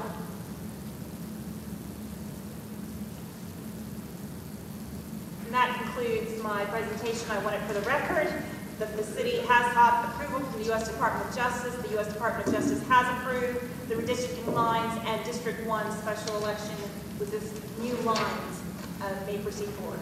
Okay, so we can proceed with Mayor's letter. Item 13, consider to take action to approve and adopt a resolution to order 1, a special election to be held on March 16, 2012, within the hours of 7 a.m. and 7 p.m. Central Standard Time for the purpose of electing the city commissioner for the city of Harlingen, District 3, appointing the city secretary as custodian of the records of District 3 special election and early voting clerk, 3, establishing election precincts, 4, special election calendar, 5, creation of the official ballot, 6, use of voting machines, 7, presiding judge, alternate presiding judge, and polling clerks for the polling place, 8, publication and posting notice of the special election, 9, early voting dates, times, polling place, 10, early voting ballot board, and 11, canvassing of votes. Mayor, City Commissioners, the Harlingen City Commission has a vacant position on the City Commission District Number 3. As a result, the city must perform a special election for District 3. People are wondering when and how that city commissioner seat will be filled. In order to be able to answer that question for you, I want you to know that we had to research the Texas Constitution and the city charter. And basically how that position gets filled, you'll recall this was something we discussed back when Commissioner Reese announced he was running for state representative. The Texas Constitution basically tells us that we cannot fill it by appointment. In fact, a majority vote of the qualified voters in District 3 must elect the successor. The successor has to fill the unexpired term only. In this case, the Harlingen City Commission's general elections were in May of 2012. However, that has been extended by resolution to November 2012. So whoever fills the District 3 position will serve until November 12, 2012, and will have to run for re-election thereafter. The election must occur within 120 days from the date of vacancy, and the new redistricting lines will have to be reapproved. The U.S. Department of Justice, as I just announced, approved our redistricting lines for the special election. We will have to go back to the drawing board, do minimal redistricting to District 1, but readjust the lines to allow for the de-annexation of West area and comply with the 10% rule with the federal government. So there will be new redistricting lines soon for special election District Number 3 before it takes place. But as far as we're concerned now, we're going to try to do as minimal redistricting lines as possible to District 3 so that those currently in District 3 and the redistricting lines that have been approved will be eligible for candidacy. This is a District 3 special election calendar that both the city attorney and the city secretary have worked on. December 7th, today, is the day that we are calling a special election, and the Harlingen City Commission will order it. Starting tomorrow, December the 8th through January the 17th, candidates may begin filing for District 3. Wednesday, January 18th through the January 23rd at 5 p.m., we get to have write-in candidates and withdrawal from election for those who want to withdraw. On January 23rd at 5:30, there's actually going to be a drawing for the placement on the election ballot. We will have notification of the election in the Valley Morning Star on February the 26th in compliance with the Texas Election Code. On February 28th through March the 12th, we're going to have early voting with the special election day to be on March 16th. The canvassing of the votes is a date to be determined. State law requires that it occurs no earlier than the 8th day after the election, but no later than the 11th day. The City Commission occurs, the next regular City Commission after the election happens sooner than the 8th day, so we're going to have to get a quorum present and a new date will have to be announced for that meeting. We will have a new face for District 3, and at this point I ask that the City Commission consider and take action to approve and adopt the resolution to order special election District 3. Mayor, I'd like to make a motion that we take action to approve and adopt the resolution to order the special election for March 16, 2012 for District 3. Is there a second? Second. All those in favor say aye. Aye. Those opposed, like sign. Motion carries. Item 14, consider to take action to contract for redistricting legal services to provide new redistricting plans to the City of Harlingen to eliminate the area de-annexed by the City of Harlingen on December 1st, 2011 under ordinance number 1144 and to be in accordance with the 2010 U.S. Census and Federal Voting Rights Act for approval of the Department of Justice. Mayor, I'd like to make a motion that we take action to contract for redistricting legal services.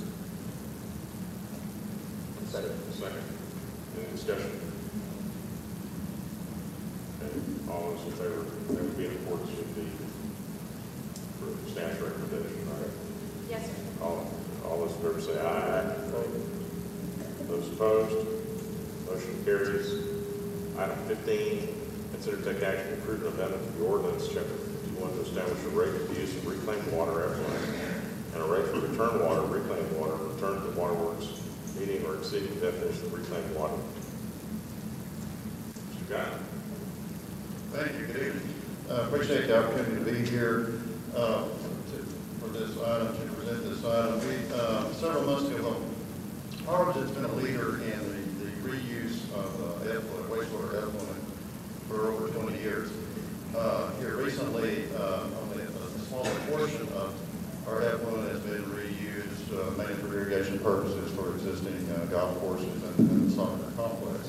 A few months ago, the representatives from the EDC contacted us at my office to introduce us to a prospect in the area that was looking for a constructive industry who needed a significant amount of cooling water, and their interest was in use of effluent, or wastewater effluent, that uses in projects and other locations.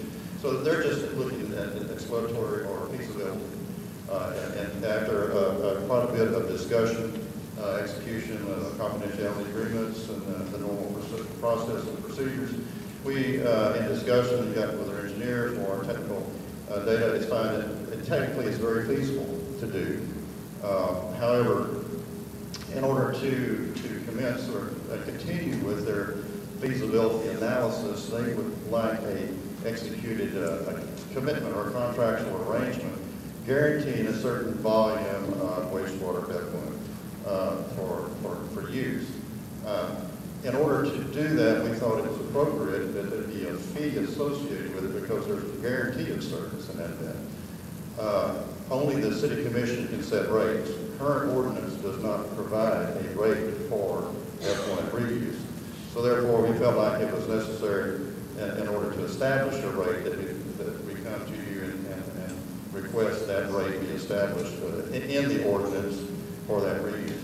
There's two two things involved in this. One is the actual water volume that will be used in the process, and then a certain percent that would be returned water.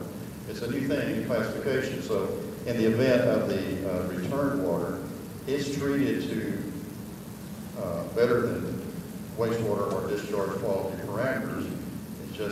It will be discharged. If there's a need to discharge it, it will be discharged at their plant. Therefore, it does not have to have their own wastewater permit, discharge permit. So, and since that would be within the city's permit parameters, we felt like there should be a fee associated with that. So through negotiation, analysis, and review at other places, it was determined a rate for the establishment of reuse water, which we think is very fair, and for the return of water that we think is very fair.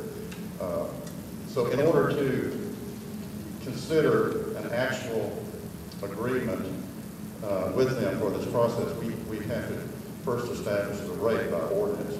So this is just the first step. This is a very, very preliminary project. Again, it was a limited partnership. We were doing this evaluation. They're just checking out their feasibility. We have a representative here from Ms. Kathleen Smith with Carlisle Ventures, who's the limited partnership that we're currently dealing with in this event, in the event that there are any specific questions or more particular questions. But again, we're here just to request that the feasibility of revising the ordinance to establish a rate for reuse water and for return water. The revisions are written such that there's no charge will be levied for any existing or future irrigation use on city properties. Currently, we provide water to the soccer complex. We have a project underway right now to extend reuse water to Ramsey Park. We have plans in the future to extend water to Tony Butler and any other field. Now, this is non-pressurized reuse water to any of these entities. The difference, and because there's no fee associated with that, there's no cost associated with that because it's irrigation water. In processed water, it's a little different issue, and therefore we felt like because there's a contractual commitment to provide it on a daily basis, in the event of irrigation water, if there's days that you don't have it available, it's not a crisis. You can put off irrigating for a few days. In processed water, it has to be there every day. And so it's a different challenge, and so that's why we felt like it was necessary to have a fee or a charge in order to make that commitment. So I'm here to stand for any questions you might have.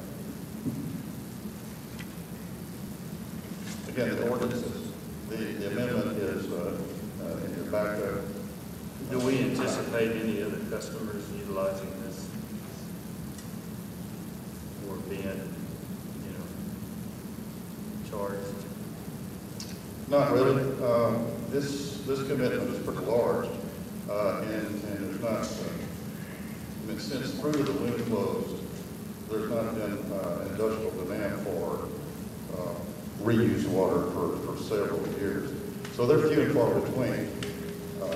In the event, of course, we would address each one as they come up. But you talk about that y'all are going to pipe some of that back in water across town to Tony Butler.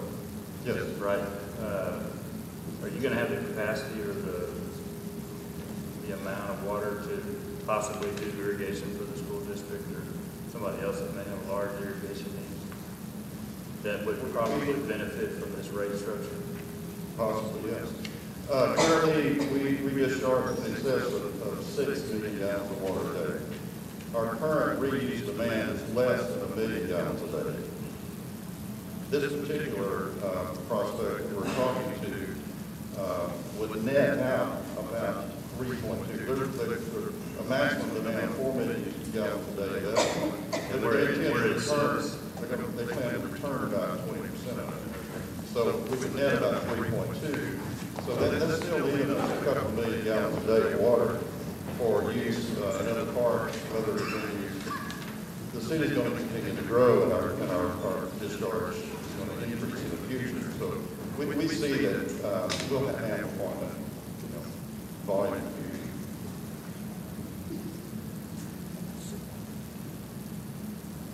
It sounds like we may have other opportunities to sell this type of water. Yes, sir. Other entities that may have large irrigation requirements, opposed to selling them processed water to do their irrigation at a higher cost to the customer. Well, like the school districts are going to use a sprinkler meter. Right. Like they should be using. There's potential there. Now, please understand that right now, the irrigation water that we furnish now, we do not charge for because there's no cost associated with it, because we do not pressurize the water. Yeah. It's relieved into a lake. The customer then has his own pumps, pressurization system, and that's how this water is going to be provided? This water will be provided to this them. Project, with a particular They're project. going to install their own pumps, their own lines, their own power service. There's really basically no cost. Yeah, but when you were talking about expanding to Tony Butler and providing this same type of water to them for irrigation, that would have to be pressurized. It would be released into the lakes at Tony Butler. Tony Butler currently has its own lift station, also because we use irrigation district water. So it basically, we would just substitute irrigation water with different water with reclaimed water, which is cleaner and nutritious. It's sort of a win-win on the irrigation. We have some pressurization that puts it over to soccer field. It's mine. I mean, it's basically gravity flow from the wastewater plant to the lakes. We pump out of those retaining ponds? Those, yes. Is that how we get that water? And then that's the effluent water now. The Parks Department has their own pump station and the sprinklers that they operate from that point.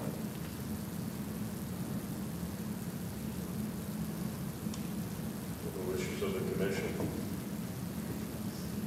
I'll make a motion that we approve the amendment to the ordinance. I'd like to make some other adjustments to the ordinance. Is that okay? There's a motion to approve it. Now, we'll work on that later, right? We got a rate study going on? We're gonna, yes. So we may be able to lower some rates. We can increase those rates. We can lower them right now, right? Any further discussion? All those in favor say aye. Aye. Those opposed, like sign. Motion carries. Thank you very much.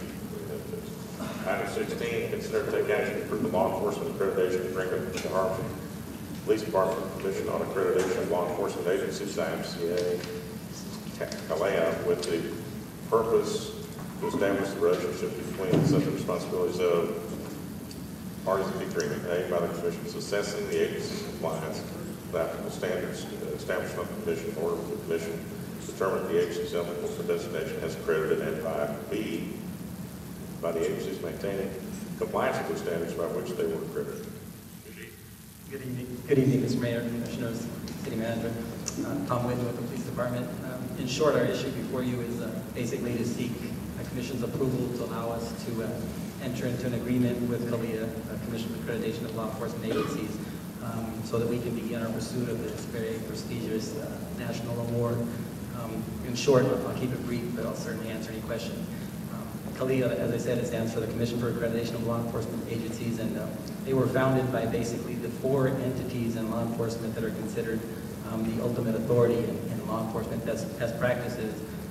Those entities are the IACP, which is the International Association of Chiefs of Police, the NSA, which is the National Sheriff's Association, NOBLE, which is the National Organization of Black Law Enforcement Executives, and PERF, which is the Police Executive Research Forum, which is criminologists, sociologists, PhDs, attorneys, civil rights attorneys, and basically these 4 entities have determined that there are 466 basic standards that have to be met.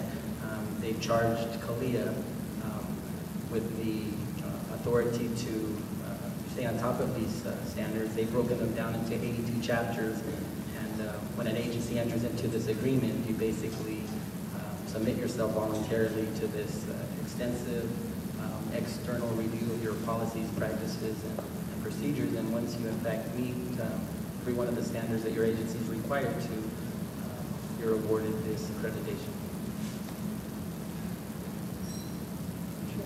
starting to put some of them into operations, haven't you? We've been moving that way, certainly. Okay. Is there a motion to approve the? Yeah, Mayor, I'd like to make a motion that we take action to approve a law enforcement accreditation agreement. Second. Any discussion? All those in favor say aye. Aye.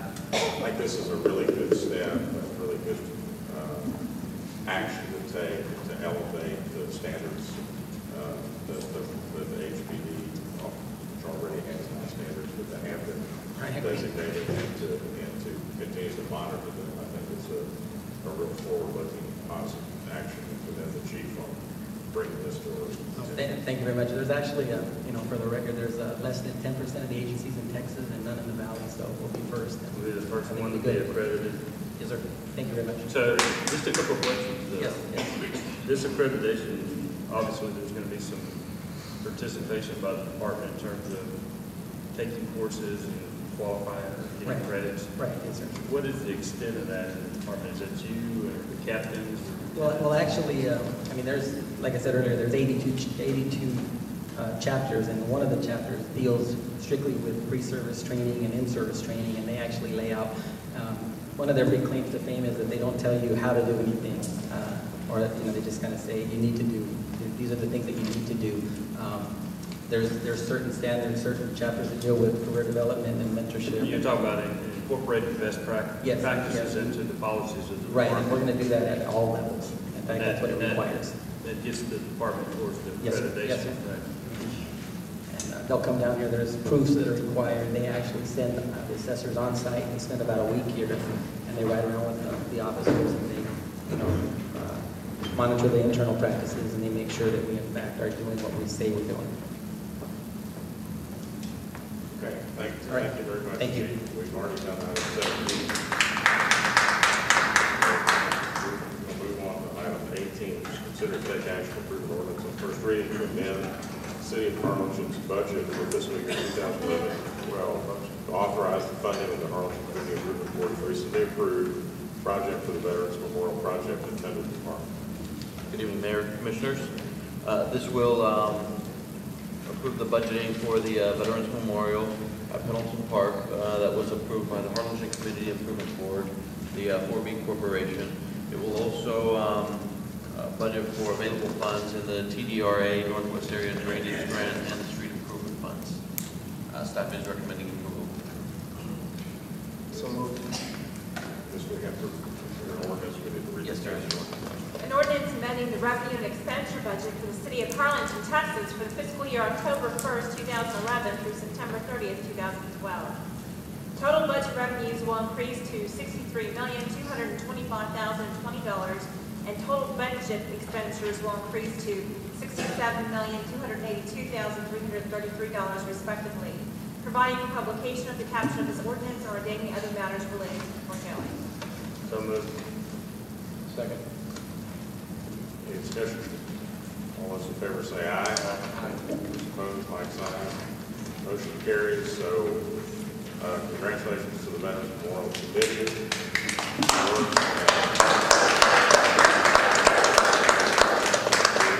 Look forward to the staff moving on getting this project developed and done. So great. Item 19. Item 19. Consider and take action to approve the tire ordinance. The City of Harlingen on first reading to make the state requirements of generators, scrap, used tires, and conform to the Texas Commission environmental quality requirements of all tire transporters. Thank you, Mayor, Commissioners. This item was on a previous City Commission agenda as a discussion item, and we made a presentation about it. This ordinance is one that was prepared by TCEQ, and it's been recommended for cities to consider enacting it. It will put in place an ordinance that will allow us to control used tires in the city of Harlingen. It will require tire dealers to obtain a permit at a nominal fee, which is outlined in the attached ordinance. It will require them to dispose of them with registered companies and keep manifest, and allow our Environmental Services Department to control what happens with the tires in Harlingen. The ordinance has been reviewed by the city attorney and prepared for you this evening. And if we have any questions, I can answer them. And I have the environmental services staff person here, Omar Rios, if you have any specific questions about how we're going to go about enforcing it. We're not going to enforce it immediately after it's passed. We're going to have we're recommending, as you probably saw in the ordinance, a 6-month period of time. During that period of time, Mr. Rios will be out educating all the dealers in the community about the process and the requirements, so that they don't, have to comply immediately, but they'll be given some period of time to do that. If you have any questions that I can answer, I'll be happy to do that. And Mr. Rios is available as well.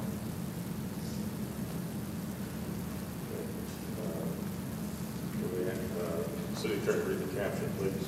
An ordinance of the City of Harlingen, Texas, by adding Chapter 123 of the Harlingen City Code, Sections 123.01 through 123.13 as amended, prohibiting the accumulation of tires on residential property, requiring tire businesses to have an annual permit, requiring a tire hauler to have an annual permit for each vehicle used to transport tires, providing for renewal, suspension, or revocation of permits for a violation of the ordinance, providing for destruction, storage, and disposal of tires, providing for disposal records and a transmittal manifest, providing for enforcement and criminal penalties, providing for publication, providing for savings clause, providing for severability clause, and ordaining other matters related to the foregoing. Is there a motion to adopt the ordinance on first reading? Second. Any discussion? All those in favor say aye. Aye. Motion carries. Item 20, consider take action to direct city staff to create a policy that requires only Harlingen police officers to be required for mandated security events conducted on city property.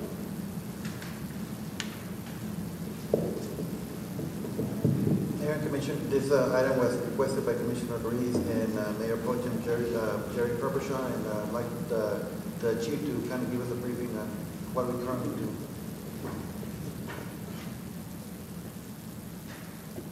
Good evening, Tom Whitten with the Police Department. I think this item we do in practice already, but certainly I understand the Commission's desire to make it a requirement. I think not only do our officers benefit by this requirement, it's more effective and efficient for the people that are requiring the service, and for us as a police department as well. And I'll give the example of, if any other groups hire other than Harlingen police officers, certainly that's their prerogative. Prior to this, if something happens and they take action, which is great, they leave, and so the person that paid for the service and the business that was being watched is now vacant. In our case, if the police officers are the ones providing the service, certainly we're the beneficiary for all the prevention, if it in fact works. But what happens is if a crime is committed and those officers working in off-duty capacity take action, they actually call the on-duty police and we come and take care of it. So I think it's a very good idea, and we'd like to make it a job. Thank you, Chief, and that was exactly our intention, exactly what you described in making this official. So thank you. Mayor, I'd like to make a motion that we take action to direct staff to create a policy requiring Harlingen police officers to be hired. Second. Any further discussion? All those in favor say aye. Aye. Those opposed, like sign. Motion carries. Item 21. Mayor, I'd like to take this moment and declare that I recuse myself for this item. We want to put this back late, further in the meeting. Can't move on. Okay, item 21. Consider, discuss, take action to authorize city manager to withdraw eligible employees who were hired on or after October 1st, 2007 in the city department 401c plan. TCG advisors enrolled in the Texas Municipal Retirement System effective January 1st, 2012. Be approved ordinance first reading to participate in the Texas Municipal Retirement System supplemental benefits funds by the city of Harlingen, Texas, to make current prior service contributions to the city's account continuation fund, Texas Municipal Retirement System. It's actually going to turn a rate for employee compensation. Let the record reflect that Commissioner Lethbridge has filed a conflict of interest form and will be exiting the room.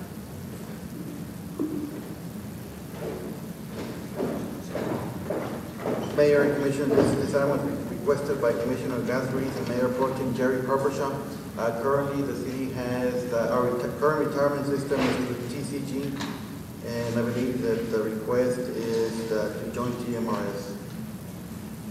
Right, and City Manager, can you explain to the public what the benefits are for city employees in enrolling them back in the TMRS?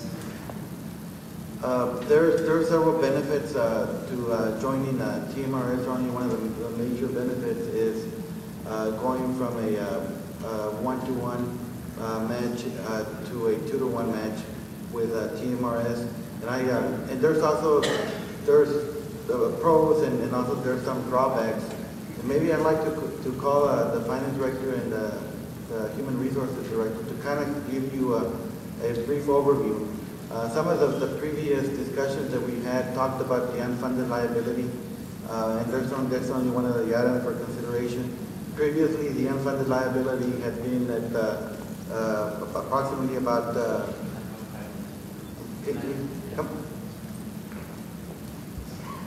The unfunded liability with TMRS was last around 9.5 million. TMRS. Some of the things that have changed, that have brought changes to how TMRS is being utilized by the communities is some legislative changes, and we can talk about some of those things. And I know that we had a workshop and we explained some of those, but we can talk briefly about some of those issues.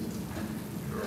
TMRS, some of the changes that were proposed by the bill that was approved has allowed them to restructure their financing and also reduce their unfunded liability. The way they structured it, what it's going to mean to the city of Harlingen is that they're going down to, if everybody comes back into the system, they're going to be about 2 million, a little above 2 million on our unfunded liability. The difference between that and TCG is TCG has zero unfunded liability. But with the new structuring, TMRS, they are reducing it from approximately $9.5 million to 2. And can you describe what the unfunded liability means?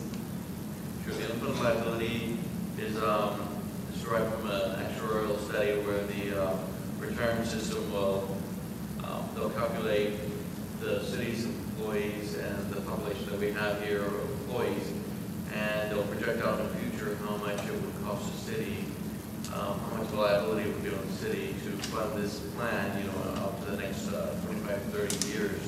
And that's basically what the unfunded liability is.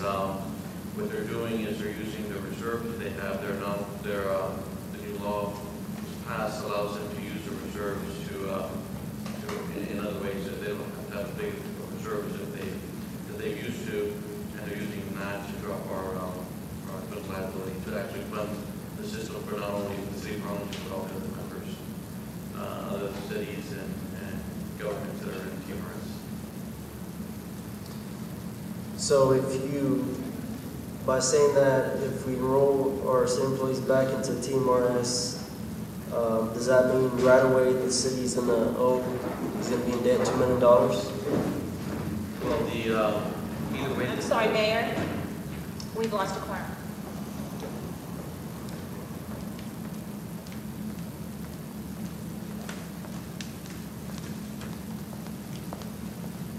Okay. Well, we can discuss this issue further.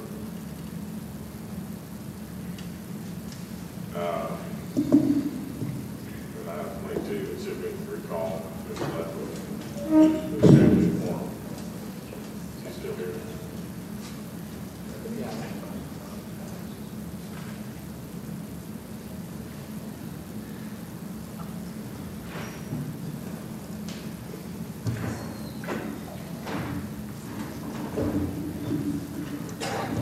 Item 22 is consider to take action to approve an ordinance on first reading for the renaming of Alice Street to Darrell Wayne Ship Street. Mayor, if I may, this is a Mrs. Ship's son, who I believe was the first soldier from the city of Harlingen that was killed in Iraq. And it would be only fitting to name a street after this gentleman. Yes, that is correct. The Mayor Pro Tem and I had requested this item and requested by the Mr. Ship's mother, Regina Ship, who was ill today, is not able to make it. Wasn't able to make this meeting, but however, we're asking the commission to approve this tonight. This is the least we can do to honor this young man who gave the ultimate price, not only for the city, but for the state and for the people in this great nation. So, Mayor and Commissioners, I ask that we pass this item and approve this item and rename Alice Street to Darrell Wayne Ship Street.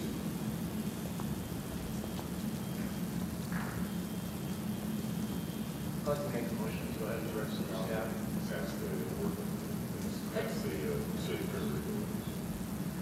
In order for the city of Harlingen to rename Alice Road to Darrell Wayne Ship Street, providing the effective date, providing for publication, and ordaining other matters related to the foregoing. Motion to adopt the ordinance on first. So moved. Second. Discussion. All those in favor say aye. Aye. Opposed, like sign.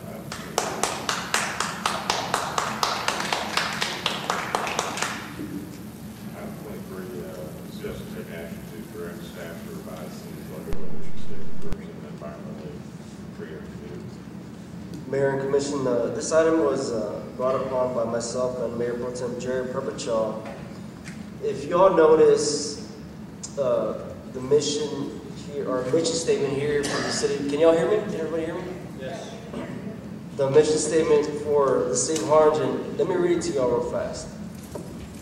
To ensure a business-friendly climate focused on economic growth, quality of life, and efficient delivery of excellent services to our community.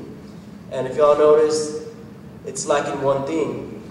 And earlier, for agenda item number 6, in bringing upon a recycling center, the gentleman had mentioned that it was going to bring a cleaner and greener facility to Harlingen.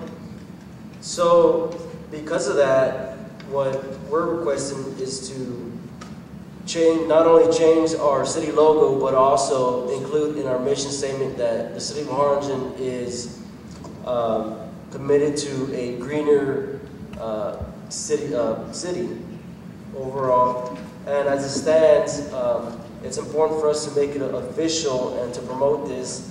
Right now, as it stands, the city of Harlingen, and few people know this, but the city of Harlingen is doing a lot to make this city greener. For example, the solar panels at Launcy Hill, for example, the new University Center at TCC, of course our recycling center. Right now we've got in the works Project Green. There's also, there are certain things, for example, high pressure sodium lights, which are energy efficient. So we felt it was important to actually be, and I checked the website of several cities here in the Valley, and no one has this included in their mission statement, so I felt this was important, not only because Harlingen already has this, but this is the future of Harlingen, and it's a very monumental thing, and no one else has it, and I would like for Harlingen to be the first one to have this. And in addition, not only the mission statement, but making this official and promoting, and actually changing our city logo and putting a green star right in the middle, and slowly having have a slow transition to make it official that Harlingen is a green city. Thank you.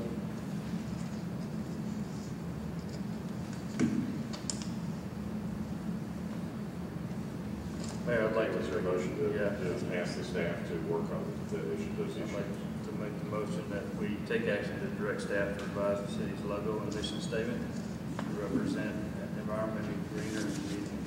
Second. Bring something back to us.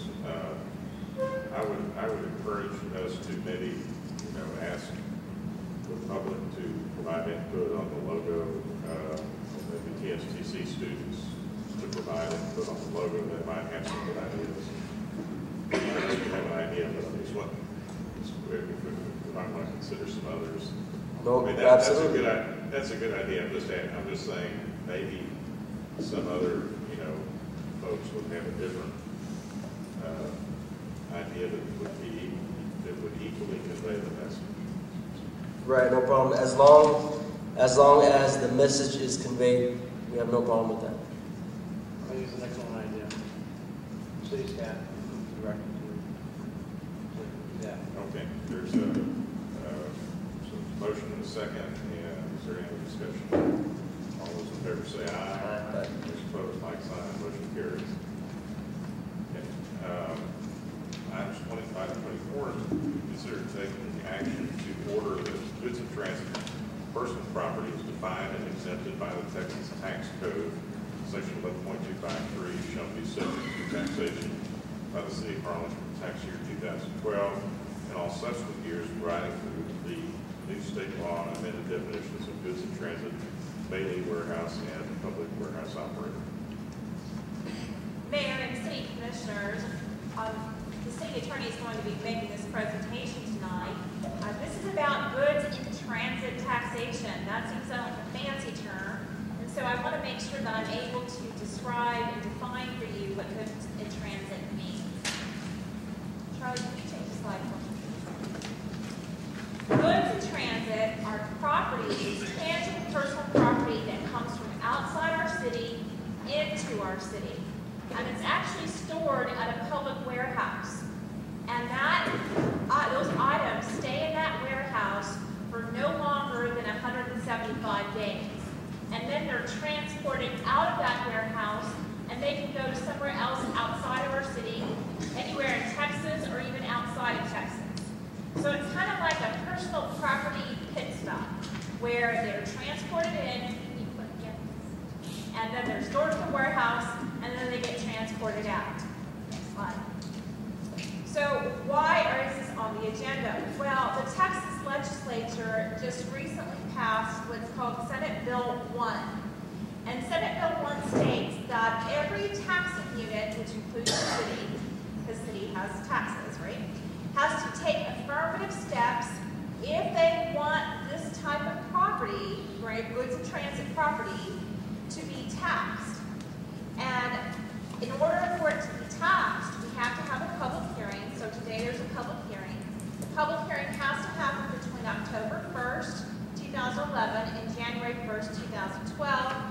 Failure to have a hearing and to take action on taxing that property would make that property exempt, which means not taxed. So the question tonight is whether or not you want goods in transit to be taxed.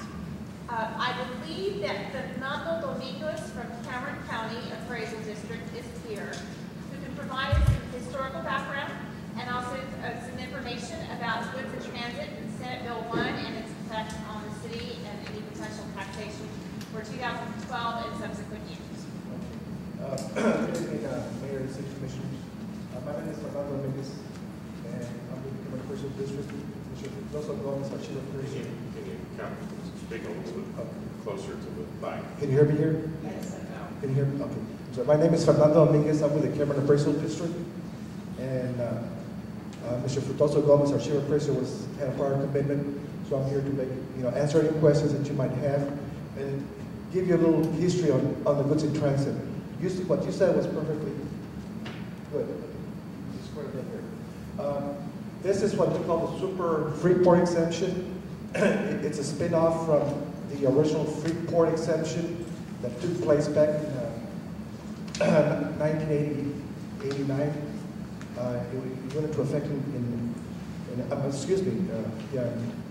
1990, about 21 years ago. And you do have in place what we call the Freeport exemption in Harlingen. That means that you do give certain inventories the exemption that are stored, assembled, fabricated, manufactured here.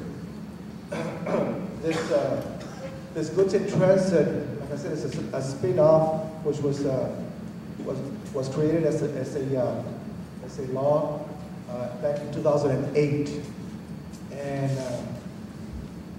there has been an amendment to it that was passed through the 82nd legislation, and we need to take, if the entity desires to keep taxing this goods in transit, they do need to have an ordinance on behalf of the taxing entity. This goods in transit can be anything from components of radios to Caterpillar parts to frozen shrimp. It can be anything under what this new law says, with the exception of some items such as aircraft parts or anything that's derived from oil and gas. Other than that, anything can be considered goods in transit. And the only difference between the goods in transit and the existing Freeport exemption that you have in place, of which you are exempting about $62.9 million worth of goods for the city of Harlingen. That's in comparison to $500 million countywide. Okay? But for the city of Harlingen, at this point, you all passed a resolution or city ordinance back in 2008, and you do continue taxing this goods in transit. But since the amendment took place, we need another city ordinance to continue the taxation of this goods. If you all have any questions at this time, I'd be more than glad to try to answer anything you might have. So the state has changed it so that companies can save money, and if we want to recoup that, then we need to change it. Yes, sir. This actually took place, this was brought about in the El Paso area, where some owners of warehouses were interested in keeping their clients, so they lobbied to pass this bill, but it had to be statewide, so it affected the whole state of Texas. We can basically reverse the effects of that state legislation at the local level. Okay, if you all desire to continue taxing this goods in transit, then we do need a city ordinance by January the 1st of this coming year. And that's what we have on our agenda. Otherwise, you can, if you do pass that city ordinance, in the future, you may rescind that ordinance and exempt it, if you do wish to do that. But once you give it, then you have to give it to everybody, and it stays until it's...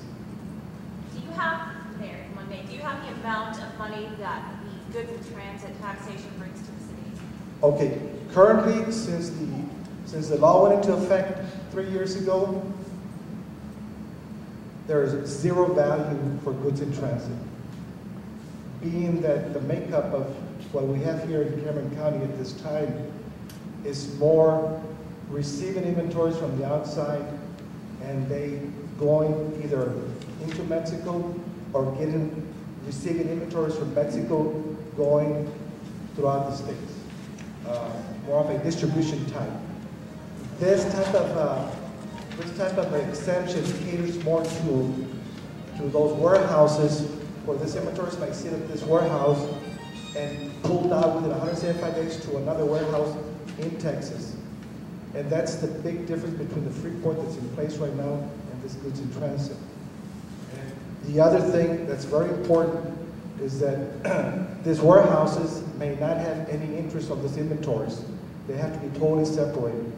The owner of the warehouse and the owner of the inventories need to be totally separate.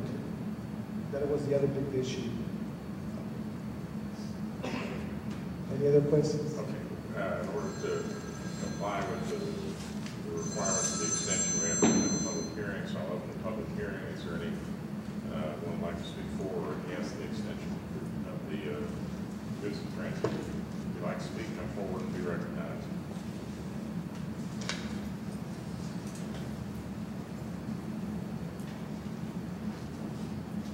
My name is Gail Moore, 17 709 Town Lane Drive, and I just have a question. How would that affect companies like Cardone? Okay. Cardone currently has a Freeport exemption on their inventories. Okay. You can have either or, you cannot have both of them. Okay. Either you have a Freeport exemption for those inventories that are being moved, either.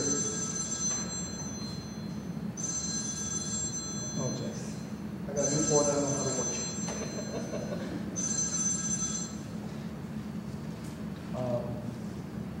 Either you have the Freeport, like I said, or the goods in transit. And it doesn't affect the company at this time because the Freeport exemption is given, and it's given. We cannot go back and remove that exemption. So, so Mr. Dominguez, if we pass this ordinance tonight, then Cameron County Appraisal District is going to have to go out to try to figure out which goods in transit warehouses need to be taxed. Is that correct? Do you know how many there are? You've already been doing that. we have that in place already.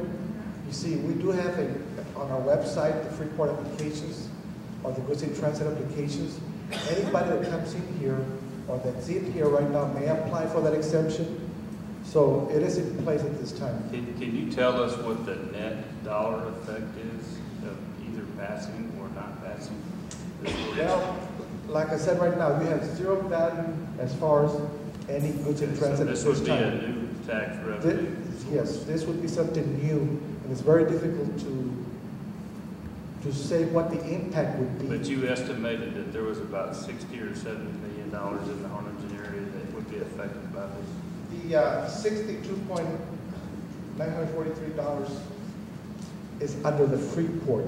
Those are goods that one of these companies, the one you mentioned, it's owned and that warehouse has by the a same owner. warehouse here in Harlingen and is currently receiving a Freeport exemption on the inventory. Because they own that inventory. Because they own those inventories. Okay, so we don't know what the net effect is of this ordinance, other than we know that we'll be able to tax goods in transit. I would just be speculating right now if I gave you a number, because we don't know what the impact in the last 3 years has only been one company and with a minimal value of about $34,000.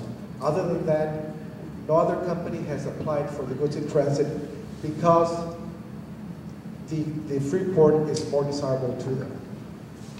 But we can rescind this. Anytime, as long as you give us, or we have the city ordinance saying that you want to continue taxing this, in the future, at any given time, you may rescind the ordinance. Can we do this on an individual basis for economic inducement? No, once you give, Can we rescind it? If you rescind it, it goes to everyone. Everyone. So the idea here is that there may be companies that would be attracted to the area for if we don't tax warehouse distribution, and to make that work for them, they don't want to have goods in transit being taxed, and so this gives us the option to be able to attract those types of businesses to the area. But if it turned out that it was having a negative impact, or in the future we just didn't like the effect of it, we could rescind it. But if we don't extend the exemption now, we don't have that opportunity in the future. We have to act before the end of the year. So it's just another tool in the economic development arsenal to have this as a standby. And if we don't like its effect in the future, we can always rescind it. Right? That's correct, sir. Okay. Yeah, I have another question. All right. And is there anyone else who'd like to speak for or against the exemption? Anyone? Anyone? Hearing no one, I'm going to close the public hearing and go to item B, which is to consider and take action to approve and adopt an ordinance on first reading and providing that goods in transit personal property will be defined and exempted by Texas Tax Code subsection 11.253 shall be subject to taxation by the City of Harlingen for tax year 2012 and all subsequent years thereafter, providing for new state law amended definitions of goods in transit, daily warehouse, and public warehouse operator. I'll ask the city attorney to read the caption. An ordinance of the City of Harlingen, Texas, amending Chapter 37 of the Code of Ordinances of the City of Harlingen by amending Section 37.03, providing that goods in transit personal property, as defined and exempted by the Texas Tax Code, Section 11.253, shall be subject to taxation by the City of Harlingen for tax year 2012 and all subsequent years thereafter, providing for definitions of goods in transit, daily, warehouse, and public warehouse operator, providing a savings clause, providing a severability clause, providing a repealer clause, providing for publication, and ordaining other matters related to the foregoing. Motion to adopt the ordinance for first reading. Make motion to adopt ordinance first reading. Is there a second? Second. All those in favor say aye. Aye. Those opposed, like sign. Motion carries. Item 25, consider take action to cancel Wednesday, December 21st, 2011, Harlingen City Commission regular meeting and reschedule for a special meeting on December 27th. I put this on for the city manager, sir. Well, we wanted to provide the commission with, typically during the holidays, we have staff or commission going for an extended, for holidays to other places, and it could be hard getting a quorum, but we wanted the commission to consider the request and get direction from the commission. Actually, the 27th, the 21st actually works better for me than the 27th. Well, we need the 27th because we are having canvases, the votes on that day. That day would be the only day that we could do it, if I'm understanding It's for canvassing of the votes, sir. The city commission's regular meeting would be on the 21st, but the election's on the 16th. And to canvass the votes, you can't do it no earlier than the 8th day after the election, but before the 11th day after the election. So either we were going to have the meeting on the 26th, which was a little too close to Christmas Day, the 27th, or the 28th. And so we chose the 27th as the earliest date to make sure we could get representation. So saying the 27th is a mandatory meeting. Yes, sir. So you want to combine the 21st with the 27th and eliminate the 21st meeting. That's what the intent is to keep the meeting light, so only those items that we don't anticipate having too many items on that particular day. On the 27th. Correct. It's a matter of law, sir. We apologize for the calendar, but it's a matter of law. Okay. So I'll make a motion to change the 21st to the 27th. All those in favor say aye. Motion, sorry, all those opposed.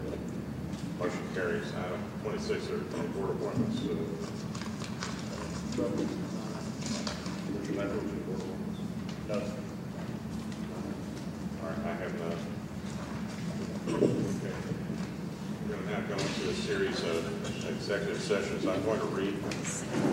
I'm going to combine A, B, and C because they all have to do with the same subsection. We'll combine E and E and F. Ladies and gentlemen, once we go into executive session, the commission will convene in this room over here. And we'll call in the people that we need to conduct an executive session item, and there may be action items afterwards. There are 3 action items that are posted. Item 27, closed executive session, discuss the following items. A, pursuant to subchapter 5.1, subchapter D, BTCA Government Code, section 5.1.071, consultation with city attorney, seek legal advice regarding Charles C. Lee versus City of Harlingen, civil action number B-10 CB-233 in the United States District Court of the Southern District of Texas. B, to seek legal advice regarding Electric Holding Company, PBA, Electric Power Company versus City of Harlingen, contract 2006-10-45E. C, seek legal advice regarding the lease agreement between the City of Harlingen and Whiteman's Baseball Club for the use of the baseball stadium known as Harlingen Field. And then D, pursuant to subject 5.1, subject D, BTCA, Government Code, section 5. so forth. Personnel matters, we deliberate the annual evaluation of the performance of the city attorney, December 1, 2010, December 2011. And E, to deliberate the annual evaluation of the performance of the presiding municipal court judge, May 22nd, 2010, May 26th, 2011. And F, which says subject to factors one, subject to D, EDCA Government Code Sections Factor 108 and 087, Factor 1.071, regarding commercial financial information from business prospect, which the City Commission is conducting economic development negotiations and or discuss or deliberate financial incentives for the business project known as Project Green, also known as Synergy Renewables Harlingen LLC, and secretly provides some city attorney authority. Is there a motion to go to executive session? So moved. Second. Second. All in favor say aye. We're now in executive session.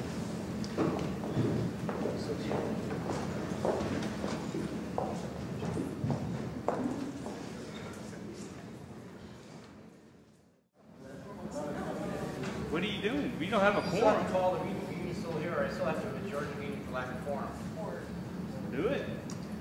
Okay, look. Mayor Bob goes up. What? All right, Mayor Bob will left because of illness. I'm Mayor Pro Tem. We don't have a quorum, so the meeting will be called. So thanks everybody for coming.